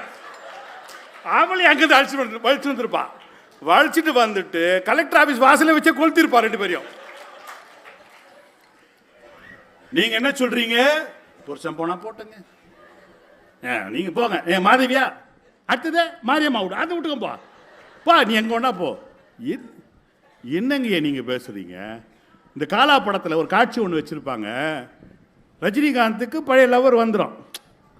ஒரு நமக்கு இருக்கும் இல்லையா? இப்போ லியோனி அண்டுக்கு ஒரு லவர் இருக்கும் போது எனக்கு இருக்காதா சார்? எல்லாருக்கும் அந்த ஆரம்ப பள்ளியில் 8வது படிக்கிறப்ப யாராவது ஒருத்தர் அப்படி இருக்கணும். உலகத்தில் இல்லைன்னா அவன் மனுஷனே கிடையாது. உலகத்திலேயே எங்க 2 பேர் மாதிரியெல்லாம் அமையாதுங்க, சத்தியமாக சொல்கிறேன். அவருடைய ராசி அவரோட நட்சத்திரமும் எனக்கும் அதே ராசி அதே நட்சத்திரம் தான். அவரோட சாபக்கேடு என்னன்னா, அவர் பாய்ஸ் ஸ்கூலில் படித்தார், நானும் பாய்ஸ் ஸ்கூலில் தான் படித்தேன். ஒரு பிள்ளையை நான் பார்க்கல. அந்த ஏரியாவில் இருந்திருக்கோம் இல்லையா? இப்போ அவருக்கு இருக்கா ஒரு பிள்ளை இருந்திருக்கோம் இல்லையா? ஒரு பூ போட்ட பாவாடை போட்ட ஒரு சட்டை போட்ட ஒரு பிள்ளை. அவர் சொல்லுவார், அதெல்லாம் கேட்டிருக்கோம், நம்மலாம் இல்லைன்னு சொல்ல. அந்த படத்தில் ஒரு காட்சி வச்சுருப்பாங்க. அந்த ரஜினிகாந்தோடைய மனைவி சொல்லுவா, எனக்கும் அம்பையில் தப்படிக்கிற பெருமாளும் என் பின்னாடியே சைக்கிள் எடுத்து சுற்றினான், நீ வண்டியை கட்டு, நான் ஒரு வெட்டு அவனை போய் பார்த்துட்டு வரேன். அந்த பொண்ணை விசாரிச்சு பார்த்தா திருவள்ளூர் பொண்ணாக இருக்கும். சார் தைரியமாக பேசுகிறா இல்லையா? நீங்கள் இந்த வார்த்தையை கண்ணகி பேசியிருந்தால் வச்சிங்களேன், கோவலம் வீட்டோடு இருந்திருப்பான். நீங்கள் போங்க சார், சோழ நாட்டில் சேர நாட்டுக்கா போங்க, நான் பாண்டிய நாட்டு வரைக்கும் போயிட்டு வந்துடுறேன், பக்கம்தான், 120 பஸ்ஸை பிடிச்சி நான் பாட்டு போகிறேன், மகளிர் உரிமை பயணம்னு டிக்கெட் இல்லாமல் கொடுத்துருக்காங்க, நான் அந்த பஸ்லேயே போயிட்டு வரேன். கண்ணகி போயிட்டு வந்திருப்பான், விடியல் பயணம் கிளம்பி போயிருப்பா, கோவலம் போயிருப்பாடுறீங்க. எதுக்கு உங்களுக்கு வீணு இதுவெல்லாம்? கவி காமு ஷெரீப்னு ஒருத்தர் இருந்தார், நிறைய பாட்டு எழுதினார்.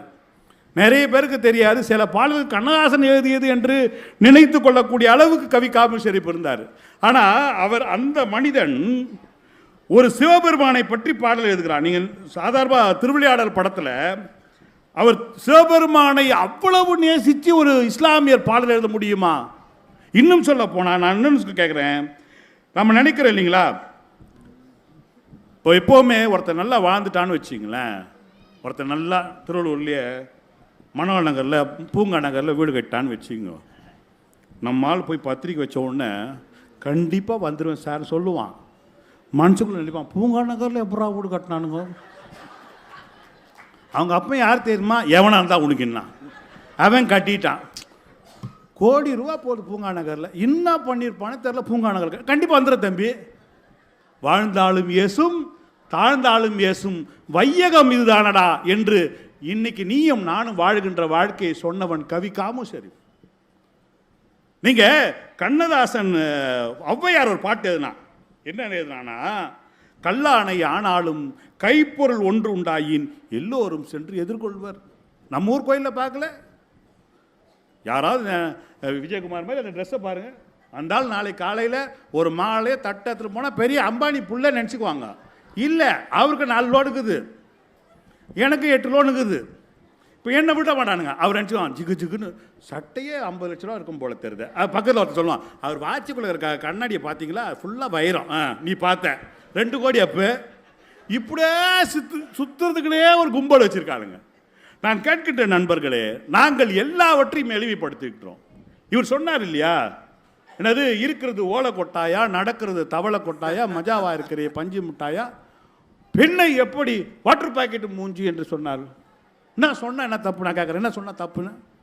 சார் இவ்வளோ பெரிய அரங்கம் இருக்குல்ல, கலெக்டர் தலைமையில் தானே சார் இது நடக்குது. கலெக்டர் ஐஏஎஸ் படித்தவர் தானே, தெரியாது அவருக்கு? அவர் 2 லிட்டர் தண்ணி வாங்கி வைக்க வேண்டியது தானே சார், 300 ml வைக்கிறாரு. ஏன் 300 ml அதிகம்? ஒரு மனிதனுக்கு தண்ணி தாகம் ஒரு 100 ml போதும். நீங்கள் மெரினா பீச்சுக்கு வந்தீங்கன்னா பார்த்தீங்கன்னா தெரியும், அந்த அறிவியல் உண்மை உங்களுக்கு அங்கே தெரியும். இந்த பிள்ளைய உட்கார வச்சுட்டு அவன் மடியில் படுத்துக்கிட்டு இந்த அமிக்கொட்டான்னு வச்சுங்களேன், அது திருப்பி வந்துடும். இந்த முகம் வாட்டர் பாக்கெட் நீங்கள் அமி கொடுங்களேன், திருப்பி வந்துடும், அமி கொடுங்க திருப்பி வந்துடும். என் எல்லா கவலைகளையும் தீர்த்து வைக்கின்ற வாட்டர் பாக்கெட் மூஞ்சின்னு சொன்னான். என்ன உனக்கு கோபம்? உங்க மதுரையில் மெரினா பீச்சில் நான் என்னையா பண்றது? இனியவா தெரியாம பாடிட்டேன் அந்த பாட்டை. வாட்டர் பாக்கெட்டை இப்படி ப்ரெஸ் பண்ணால் திருப்பி பழைய இடத்துக்கு வந்துருமா? கன்னத்தை நீங்கள் இப்போ 20 தடவை கிள்னாலும் பழைய பொசிஷனுக்கு வந்துடும், அப்படியே நிற்காதான். ஆஹா, எங்கே தான் உட்காந்து சிந்திப்பானோ, அடே அப்பா. நான் ஒன்றை சொல்லி நிறைவு செய்கின்ற நண்பர்களே, இங்கே நிறைய மாணவர்களாக இருக்காங்க. சென்னையில் மவுண்ட் ரோடு இருக்குல்ல, மவுண்ட் ரோட்டில் அண்ணா மேம்பாலம், அண்ணா சாலை இல்லையா, அண்ணா சாலையில் அண்ணா மேம்பாலம்னு ஒன்று இருக்குது. அதை கட்டியவர் கலைஞர் அவர்கள். அது கீழே ஒரு பள்ளிக்கூடம் இருக்கிறது. அந்த பள்ளிக்கூடத்துக்கு பேர் சிறுமலர் பார்வையற்றோர் பள்ளி. தயவு செஞ்சு நீங்கள் எப்பாவது உங்களுடைய பிறந்தநாள் கொண்டாட வேண்டும் என்றால் அந்த பிள்ளைகளோடு தயவு செஞ்சு போய் கொண்டாட்டுவாங்க. இல்லை என்றால் உங்கள் வீட்டில் என்னைக்காவது ஒரு விழானா ஒரு குழந்தைகளோடு போய் கொஞ்ச நேரம் உட்கார்ந்து பாருங்கள். ரொம்ப பெரிய உங்களுக்கு ஒரு பெரிய மன திருப்தி இருக்கும். எனக்கு தெரிஞ்சு கலைஞர் பெரும்பாலும் தன்னுடைய பிறந்தநாள் நிகழ்ச்சி முடிஞ்ச பிறகு அங்கே போவார். இளையராஜா அங்கே போயிருக்கார். அது மாதிரி நிறைய தலைவர்கள் அங்கே போகிறாங்க. ஏன் தெரியுங்களா? அங்கே ஏதோ ஒன்று இருக்கிறது. அந்த பிள்ளைகளை பார்க்கும்பொழுது இருக்கும், நமக்கு ஒரு மனசு ஆறுதல் இருக்கும். அந்த பள்ளிக்கூடத்தில் பள்ளிக்கூட பிள்ளைகள் எப்படி போவாங்க தெரியுங்களா? கை கழுவுறதுக்கு ட்ரெயின் மாதிரி இந்த நம்ம ரயில் பூச்சி இருக்கு இல்லையா, கருப்பு கலரில் போகிற ரயில் பூச்சி தானே நம்ம சொல்லுவோம். அந்த பூச்சி மாதிரியே அந்த பிள்ளைங்க லைனாக அப்படியே கையை பிடிச்சிக்கிட்டே போகும். அதில் கையை கழுவிட்டு போகும்பொழுது ஒரு பொண்ணுக்கு காது கேட்குது, கண்ணு 2 கண்ணும் தெரியல எல்லா பிள்ளைகளுக்கும். அதில் ஒரு பொண்ணு சொல்கிறா, எவடியாவோ டேப்பை திறந்து விட்டுது, 3 கடி தண்ணி வேஸ்ட்டாக போகுதுன்னா. அப்போது கூட அந்த பிள்ளைங்களாம் சிரிச்சுட்டே சொல்லிச்சு, ஆமாம் இவ பெரிய ஐஏஎஸ் ஆஃபீஸரு, கலெக்டர் போல ஆர்டர் போடுறான், தண்ணி வீணாக போகுதுன்னு, போடி வேலையை பார்த்துக்கிட்டுன்னு சொல்லிட்டு எல்லாரும் சிரிக்கிறாங்க. அந்த பொண்ணு சொன்னான், எழுதி வச்சுங்கடி, ஒரு நாள் நான் வருவேன், நான் கலெக்டர் ஆவேன், நான் ஆர்டர் போடுவேன், என் ஆர்டரை எல்லாரும் கேட்பீங்கன்னா. சார் அந்த பொண்ணு 10ஆம் கிளாஸில் 465 மார்க் எடுத்தா. அந்த பொண்ணு ஓன்னு அழுதா, நான் 485 எடுக்க மாட்டேன், 495 எடுக்க வேண்டியவ, 465 495 எடுக்க வேண்டியவ. ஆனால் நான் சொல்ல எடுவில் உட்காந்து ஒருத்தங்க எழுதுனாங்க தெரியுமா, அவங்க பண்ண தப்பு. கண் பார்வை தெரிகின்றவர்கள் எல்லார் வீட்டிலையும் பத்திரிகையாளர்கள் போகிறாங்க, கேமராமேன்லாம் போகிறாங்களே, நான் தமிழ்நாட்டிலேயே மாற்றுத்திறனாளிகள் என் வீட்டுக்கு ஏன் கேமராமேன் வரல, பத்திரிகையாளர் வரல, நான் முதலமைச்சரை போய் பார்க்கணுன்றான். அவங்க அப்பா சாதாரண ஐசிஎஃப்ல குரூப் டி எம்ப்ளாயி கலாசியில் இருக்கார். அவர் என்ன பண்ணார், பொம்பளை பிள்ளை ஆசையாச்சார் சொல்லிட்டு சைக்கிளில் உட்கார வச்சுட்டு நேராக செக்ரட்டரியேட் போயிட்டார். முதலமைச்சர் உள்ளே உட்காந்துக்கிறார். நான் முதலமைச்சரை பார்க்கறதுக்கு வந்திருக்கேன், என் பேர் பெனோ அப்படின்னு. முதலமைச்சர் நார்மலாக முதலமைச்சர்லாம் பார்க்க முடியாது. முதலமைச்சர் சொன்னார் வரவுங்க. போன உடனே அந்த பொண்ணு கேட்டால் முதலமைச்சரை பார்த்து, ஏன் சார் எல்லா வீட்டுக்கு கேமராமேன் போச்சு, என் வீட்டுக்கு ஏன் கேமராமேன் வரல? 2வது நீங்கள் எனக்கு முதலமைச்சர் தானே, எனக்கு ஏன் நீங்கள் வாழ்த்து சொல்ல? என்ன மாதிரி எத்தனை மாற்றுத்திறனாளி இருப்பாங்க, அவங்களுக்கு நீங்கள் என்ன பண்ண போறீங்கன்னு. அந்த வயதான முதலமைச்சர் கலைஞர் சொன்னார், மன்னிச்சுக்கம்மா, நான் இனிமேல் மாற்றுத்திறனாளிகள் யாரெல்லாம் படிப்பு முதல் மாணவர்களாக வர்றார்களோ முதல் 5 இடத்துல அவங்களுக்கு எல்லாம் இலவச கல்வி சொல்லிட்டு அவ வீட்டுக்கு போகிறதுல ஆர்டர் போட்டாங்க. இன்னைக்கு அந்த பெனோ ஜெஃபின் எங்கே இருக்கா அப்படின்னு பார்த்தா, இந்தோனேசியா நாட்டில் யூபிஎஸ்சியில் பாஸ் பண்ணிட்டு இந்திய அரசாங்கம் சார்பாக பெனோ ஜெஃபின் கான்சுலேட் ஜெனரலாக உட்கார்ந்து கொண்டிருக்கிறாள். கான்சுலேட் ஜெனரலாக சாதாரணமாக இல்லை, இந்திய பிரதமருக்கு இணையான ஒரு பதவி ஒரு நாட்டில் உட்கார்ந்து. பிரதமர் எல்லா நாட்டிலும் பிரதமராக உட்கார முடியாது இல்லையா? அப்போ இந்தோனேஷியாவில் இந்திய பிரதமராக பெனோ ஜெஃபின் உட்கார்ந்து கொண்டிருக்கின்றாள். எங்களுடைய கவிஞன் பார்த்தான், வாழ்க்கை பயணம் வாசிப்போம், வாழும் வரை யோசிப்போம், முயற்சி என்ற ஒன்றை மட்டும் மூச்சு போல சுவாசிப்போம், லட்சம் கனவு கண்ணோடு, லட்சியங்கள் நெஞ்சோடு, உன்னை வெல்ல யாருமின்றி உறுதியோடு போராடு, எந்த மனிதன் நெஞ்சுக்குள் சோகமில்லை சொல்லுங்கள் என்று பாடல்களை எழுதி எழுதி எழுதி நான் எப்பொழுதெல்லாம் சோர்வாக இருக்கேனோ என்னை தடவி தடவி கொடுத்து, உங்களை போன்று ஒரு செய்தியை கொடுத்த உடனே ஒரு கோணார நோட்ஸ் எடுத்து என்ன எழுதினாருன்னு 4 பக்கம் திரும்பி பார்த்து அந்த கோணார தப்புன்னு சொல்லிட்டு இன்னொரு நோட்ஸ் எடுத்து அதை பார்த்து அவன் ஒரு விளக்கம் போட்டபடிய சாதாரண எளிய மக்களை பார்த்து சொல்லக்கூடிய வரிகளாக எங்களுடைய திரைப்படங்கள் இருக்கிறது. திரைப்படங்கள் இன்றைக்கும் ஆறுதல் கொடுக்கிறது. நண்பர்களே, நீங்கள் நாளை வேண்டாம், இந்த நிகழ்ச்சி முடிஞ்சவுடன் நம்ம திருவள்ளூர் பஸ் ஸ்டாண்டுக்கு போங்க, ஒரு ரிக்ஷாவில் உட்காந்துக்கிறவன் ஒரு சின்ன ரேடியோவை சவுண்டை வச்சுக்கிட்டு பழைய எம்ஜிஆர் பாட்டை போட்டுக்கிட்டு, பொன்னான வாழ்வு மண்ணாகி போனால் துயரம் இதுதான், நான் சந்தோஷமா இருக்கின்ற இந்த ஆறுதல் திரை இசை பாடல்கள் தான் வழங்குகின்றதே தவிர இலக்கியங்களுக்கு இருக்கிறது, ஆனால் எங்களுக்கு புரியவில்லை. வாய்ப்புக்கு நன்றி, வணக்கம். ஏன்னா சனிக்கிழமை நாளைக்கு ஞாயிற்றுக்கிழமை போய் ரெஸ்ட் எடுத்துகிட்டு ஒரு கறியை ஆக்கி சாப்பிட்டு இந்த முடிப்பாங்கன்னு பார்த்தா இப்படி பேசிகிட்டு இருக்காங்களே அப்படின்ட்டு ஒரு 10 பேராது எந்திரிப்பீங்கன்னு நான் நினச்சேன். உங்களை தப்பாக கணக்கு போட்டேன். ஆனால் இப்போ பட்டிமன்றத்தினுடைய தலைப்பு மாறிடுச்சு. ரசனையில் விஞ்சியது திண்டுக்கல்லா திருவள்ளூரா அப்படிங்கிறதுல உங்களை தப்பாக கணக்கு போட்ட திண்டுக்கலுக்கு தோல்வி, வெற்றி எங்கள் திருவள்ளூரின் ரசிக பெருமக்களுக்கு தான். அதனால் ஒவ்வொன்றுக்கும் ஒரே ஒரு பாட்டு மட்டும் உதாரணமாக நான் சொல்ல போகிறேன். காரணம், ஒரு இசை என்பது ஒரு மிகப்பெரிய சுகம். அது இசை கேட்டால் புவி அசைந்தாடும், அது இறைவன் அருளாகும். நாங்கள் இசையால் வசமாக இதயம் ஏதுங்கிறான். அந்த பாட்டுக்கு music is the food of love. யார்? Shakespeare. Music is the food of love play on. காதலுக்கு உணவு போன்றது இசை அப்படின்னு. இது மாதிரி ஒரு கச்சேரி நடந்துட்டு இருக்கு, கர்நாடக சங்கீத கச்சேரி. ஒரு பாகவதர் பாடிக்கிட்டு இருக்கார். கலியுக வரதல் கண் கண்ட தெய்வமாய் காட்சிகளேப்பது பழனியிலே தீம் தாக்கிட்ட ஜுனுதா தாக்கிருத்த ஜுனுதா திக்கிட்ட ஜுனுதா திங்கிறதான் தண்டாக்க திண்டண்டாக்கிறது தண்டாக்கிறதுன்னு மிருதாங்க அட்டின்னா கச்சேரி பறக்குது. 3 மணி நேரம் கச்சேரி நடந்துகிட்டு இருக்கு. அந்த மிருதங்க வாசிக்கிறவர் அசராதவர் அடிக்கிறாரு. இந்த ஜதி சொன்னவனுக்கு பசி வந்துருச்சு. கலியுகம் கலியுக தீம் தக்கிட்ட ஜுனுதா தக்கிருத்த ஜுனுதா தீம் த ஜுனுதா திக்கிட்ட ஜுனுதா. முடிக்க மாட்டான் போல இருக்க அப்படின்ட்டு ஒரு ஐடியா பண்ணான் பாருங்க அவன். தீம் தக்கிட்ட ஜுனுதா திங்கிறதத்தா அங்க தொங்குறதத்தா திங்கிறத தொங்குறத திங்கிறத தொங்குறதத்தா திங்கிறதத்தா தொங்குறதத்தான். நான் பாரு பாகவதர் இப்படி ஒரு ஜதி என் லைஃப்லேயே கேள்விப்பட்டதில்லை. திங்கிறதத்தா தொங்குறதத்தாங்கிறான். என்னத்தை நான் கேட்குறான்னு பார்த்தா, நிகழ்ச்சி நடக்கிறதுக்கு பக்கத்தில் ஒரு பெட்டி கடையில் வாழைப்பழம் தொங்கிட்டு இருக்கு. அதை கேட்குறான். திங்கிறதத்தா தொங்குறதத்தா தா தா தான் பாரு. பாகவதர் நன்றி வணக்கம்ட்டார். ஐயோ வேணாம்டா, இனி அடுத்து வேற என்னத்தையாவது பாடி போடுவேன், என்னைய சான் பாடினாலும் செத்து போடான்னு பாடிடுவேன் அப்படின்னு. வாழ்க்கையில் ரசனை வேணும் ஒரு மனிதனுக்கு. இதை நம்ம இலக்கியம் சொன்னது மாதிரி செத்துப்போன்னு வள்ளுவர் வேற யாரையுமே நிறைய இடத்துல சொல்லியிருக்காரு. செவியிற் சுவையுணரா வாயுணர்வின் மாக்கள் அவியினும் வாழினும் என் செத்துரு.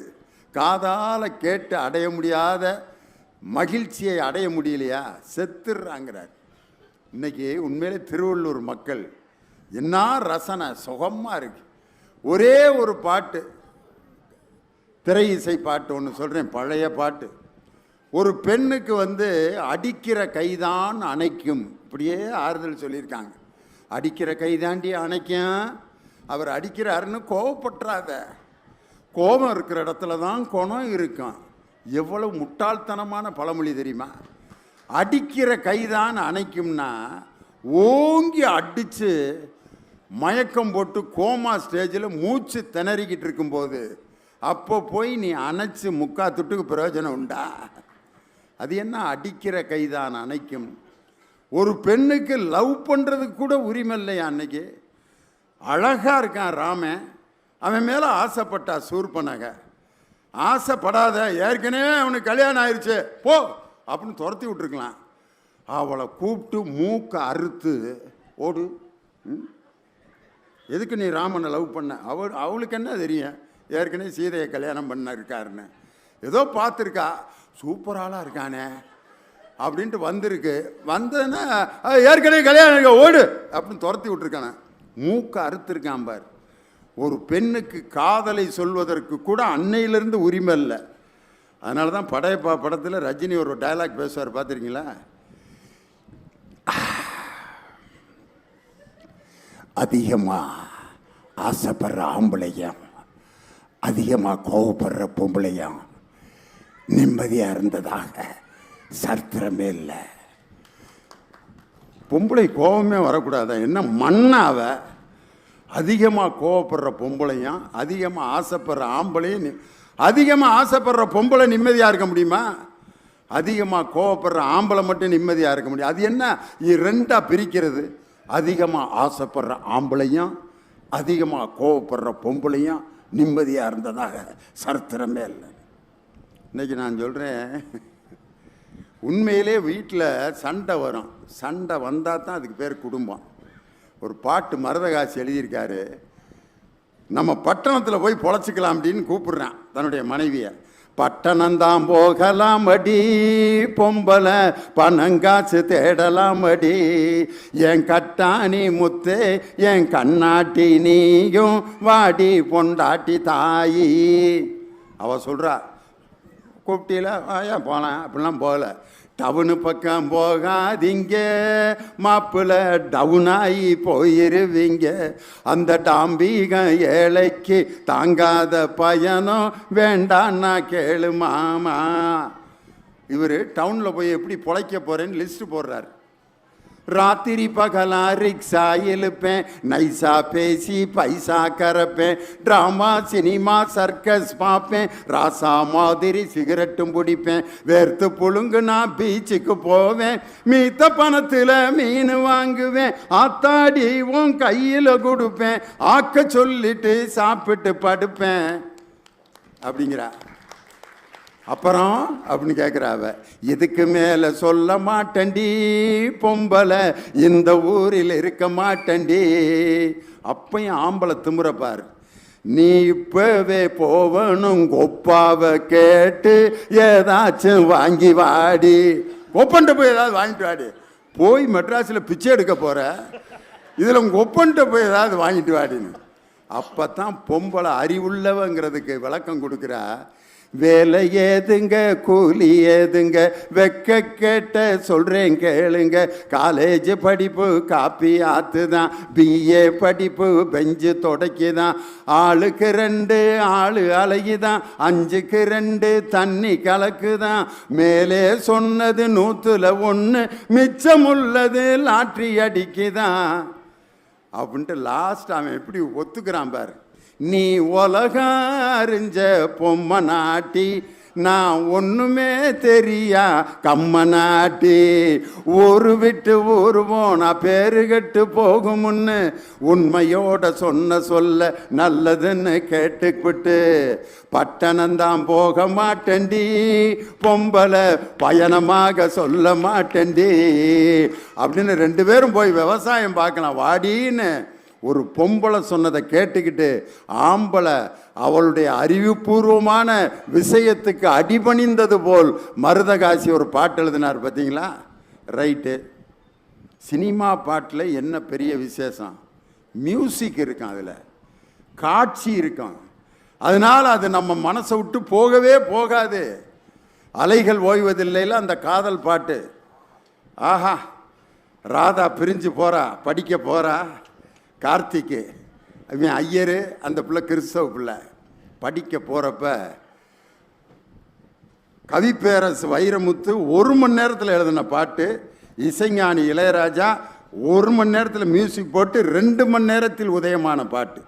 இதை ஏன் இங்கே நான் பாடுறேன்னா, இன்னைக்கு காதல் இருந்தேன்னா என் பாட்டை நீ அங்கே பாடணும் அப்படின்னு எங்கள் வீட்டுக்காரம்மா சொல்லி அனுப்புனதுனால வலிந்து இந்த பாட்டை நான் இங்கே பாடுறேன். சகம பனி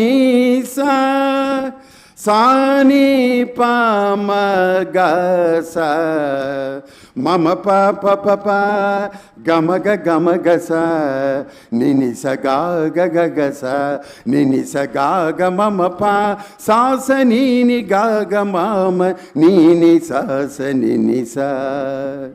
விழியில் விழுந்து இதயம் நுழைந்து உயிரில் கலந்த உறவே, இரவும் பகலும் உரசி கொள்ளும் அந்தி பொழுதில் வந்துவிடு.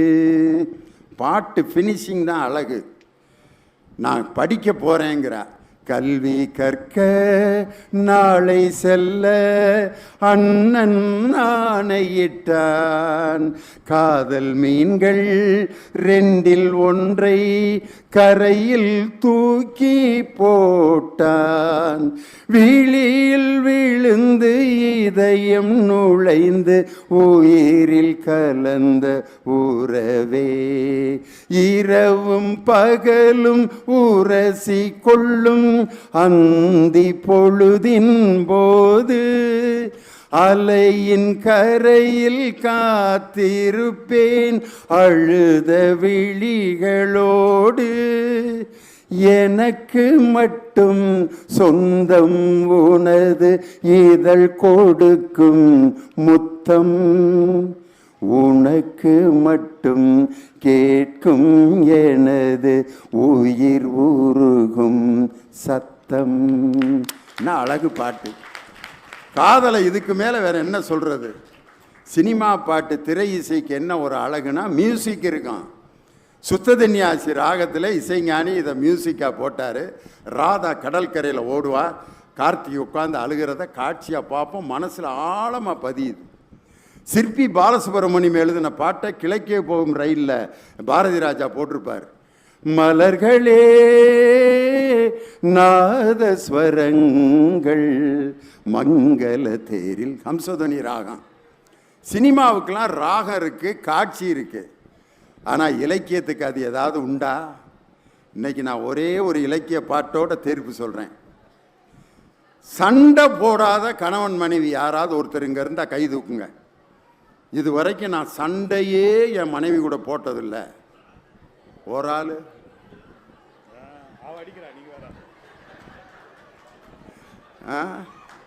ஆனால் ஒருத்தன் என்கிட்ட வந்து சொன்னான், எனக்கு என் மனைவிக்கு சண்டை வந்து 15 வருஷம் ஆகுதுன்னா. 15 வருஷம் சண்டையே போடலையா? எப்பட்றா? கல்யாணத்தன்னைக்கு துபாய் போனவன் தான், 15 வருஷம் கழிச்சு இப்போ தான் வாரேன், நான் எங்கே போய் சண்டை போடுறதுங்கிறேன். வாழ்ந்தால் சண்டை வரும், வந்தால் தான் அதுக்கு பேர் குடும்பம். எங்கள் அப்பாவும் எங்கள் அம்மாவும் பகல் முழுதும் சண்டை போட்டுக்கிட்டே தான் இருந்தாங்க. 11 பிள்ளை எங்கள் வீட்டில்.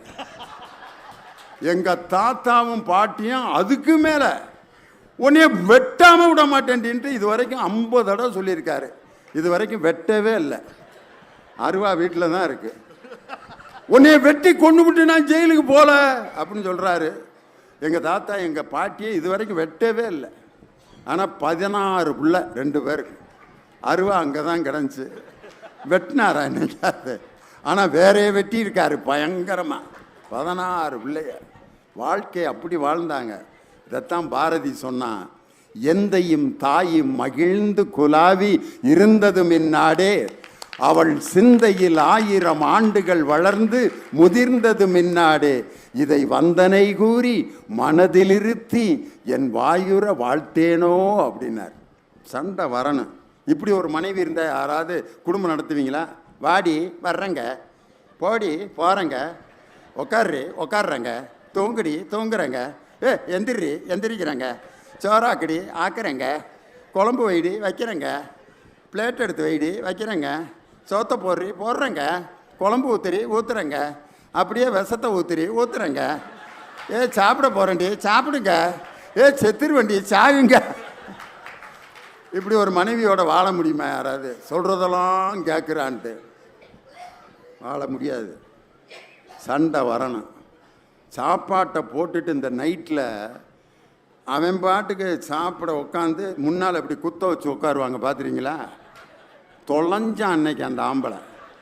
அவன் கண்டுபிடிச்சிட்டான், எந்திரிடி நான் சாப்பிட்டுக்கிறேன், இல்லை உப்பெல்லாம் நான் எடுத்து போட்டுக்கிறேன், அப்பெல்லாம் நான் பொறிச்சிக்கிறேன், நீ முதல்ல எந்திரிச்சு. அவன் உட்காந்துருக்க சைஸ்லேயே ஏதோ பிரச்சனை பண்ண போகிறான்னு கண்டுபிடிச்சிட்டான். குழம்பை ஊற்றிக்கிட்டே ஒரு வாக்கியம் சொல்கிறா, உன்னைய கட்டி நான் என்னத்தை கண்டேன். தூ, வாய்கிட்ட சாப்பாடு கொண்டு போகிறான், சாப்பாட்டுக்கு வாய்க்கு இடையில இப்படி சொன்னான், எப்படி திம்பான்? பேசாமல் இருக்கே இல்லையாடி? என்ன பேசாமல் போயா அப்படின்னு சண்டை போட்டு வெளியே போடி, ஓடி வெளியே போ, நான் இப்போ எங்கள் அப்பா வீட்டுக்கு போகிறேன், உன் கூட வாழ்கிறதுக்கு பேசாமல் இருந்துடலாம், சாப்பிடவாது உரியாடி, நீலாம் மனுஷியாடி, போடி போ உங்கள் அப்பா வீட்டுக்கு போ. என் கண்ணுமில்லையே முழிக்காத, நான் இனிமேல் இந்த வீட்டு வாசலையே மிதிக்க மாட்டேன், சபதம். எடுத்துட்டு பெட்டியை ஏதோ எடுத்து ஒரு பையில் வச்சுக்கிட்டு கிளம்புது. கிளம்பி பஸ் ஸ்டாண்டில் போய் உட்காருது. பஸ் ஸ்டாண்டுக்கு பக்கத்தில் அவங்க அம்மா உட்காந்துருக்கு. ஏம்மா நீ என்னடி இங்கே? அந்த ஆள் துரத்தி விட்டான், உங்கள் ஒப்பையன் என்னைய துரத்தி விட்டான். பொம்பளைனாலே இப்படி துரத்தி தான் விடுறாங்க. அப்போ தான் யோசிக்கிறேன், எங்கள் அம்மாலேயே இந்த கிழவன் துரத்திருக்கானே, அப்போ இந்த ஆள் எவ்வளவோ தேவலான்ட்டு போமா நீ வீட்டுக்குன்ட்டு புருஷன் கூட சமாதானம் ஆயிடுவோன்ட்டு வந்து வெளியில் உட்காந்துருக்கேன் மரத்தடியில். மகன் அவங்க அப்பையும் கூப்பிட்றேன், உங்கள் அம்மா எங்கே இருக்குன்னு போய் பாட்டு வாடா. துரத்தி விட்டுவிட்டு என்னைய போய் பாட்டு வாடான்னா ஓட. வெளியே பார்த்தா அவங்க அம்மா உட்காந்துருக்கு எடுத்துகிட்டு போன பையோட. வந்து அவங்க அப்பாட்டேம்மா, அப்பா அம்மா இங்கே தான் இருக்காளா? அவன் என்னைய விட்டுட்டு எப்பட்றா போவா? டேய் உங்கள் அம்மாவை நான் கூப்பிட்றேன்னு கூப்பிட்றா. மகன் தூது, பா அம்மா அம்மா அப்பா உன்னைய கூப்பிட்றாரு. அதெல்லாம் வர முடியாது, துரத்தி விட்டாரு அடிச்சு. எப்பா அம்மா வர மாட்டேங்குதுப்பா. டே உங்கள் அம்மாட்ட நான் சாப்பிட கூப்பிட்றேன்னு கூப்பிட்றா. அப்படின்னா உங்கள் அம்மாவுக்கு என்னான்னு தெரியும். அவங்களுக்குள்ள ஒரு கோடு வேர்டு வச்சுருப்பாங்க சாப்பிட்றது. இவன் வந்து அப்படியே அந்த சின்ன பிள்ளைக்கு என்ன தெரியும்? ஏம்மா அப்பா உன்னைய சாப்பிட கூப்பிட்றாரான், அப்படின்னா உனக்கு என்னன்னு தெரியும்னு சொல்ல சொன்னார். அந்த அம்மா சாப்பிட்டு சாப்பிட்டு தானே பொழப்பு இப்படி சீப்பிட்டு போய் கிடக்குது. அந்த ஆள் வேற பசி தாங்க மாட்டேன். எங்கிட்டாவது ஹோட்டலுக்கு போய் துறைஞ்சாங்கன்னா காலம் கெட்டு கிடக்கிற கடையில் இந்த ஆளை விட்டு நான் எப்படித்தான் போகிறதான் அப்படின்ட்டு வந்து 2 பேரும் சமாதானம் ஆயிட்டு அதுக்கப்புறம் ஒரு வாழ்க்கையை தொடங்குவாங்க. பார்த்தீங்களா? This is life. வேற யாரும் சொல்ல.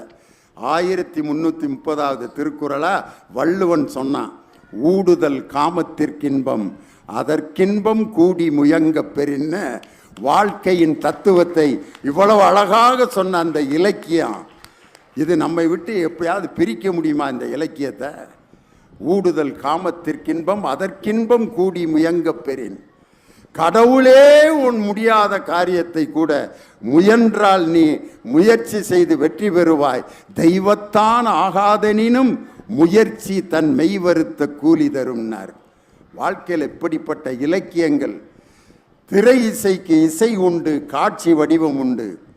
ஆனால் இந்த எந்த ஜோடனையும் இல்லாமல் 2000 ஆண்டுகளுக்கு முன்னால் உருவாக்கப்பட்ட திருக்குறள் 87 மொழிகளில் மொழிபெயர்க்கப்பட்டிருக்கிறது என்று சொன்னால் திரை இசைக்கு அப்பாற்பட்டு நம்மை மகிழ்வூட்டி வழிகாட்டி கொண்டிருப்பது திரை இசையை விட இலக்கியமே இலக்கியமே இலக்கியமே என்று சொல்லி இந்த இலக்கியங்களை இந்த புத்தக திருவிழாவில் நாம் கண்கொள்ளா காட்சியாக பார்ப்பது மட்டுமல்லாமல் அதை எடுத்து படிப்போம், மகிழ்வோம் என்று சொல்லி இந்த அருமையான புத்தக திருவிழாவை வெற்றிகரமாக நடத்தி கொண்டிருக்கக்கூடிய மாவட்ட ஆட்சியர் அருமை சகோதரர் பிரதாப் IAS அவர்களுக்கு உங்கள் பலத்த கரவொலி எழுப்பி ஆட்சியரை வாழ்த்தி இந்த புத்தக திருவிழா வெற்றியடைய அன்போடு வாழ்த்தி வணங்கி விடைபெறுகிறேன். நன்றி, வணக்கம்.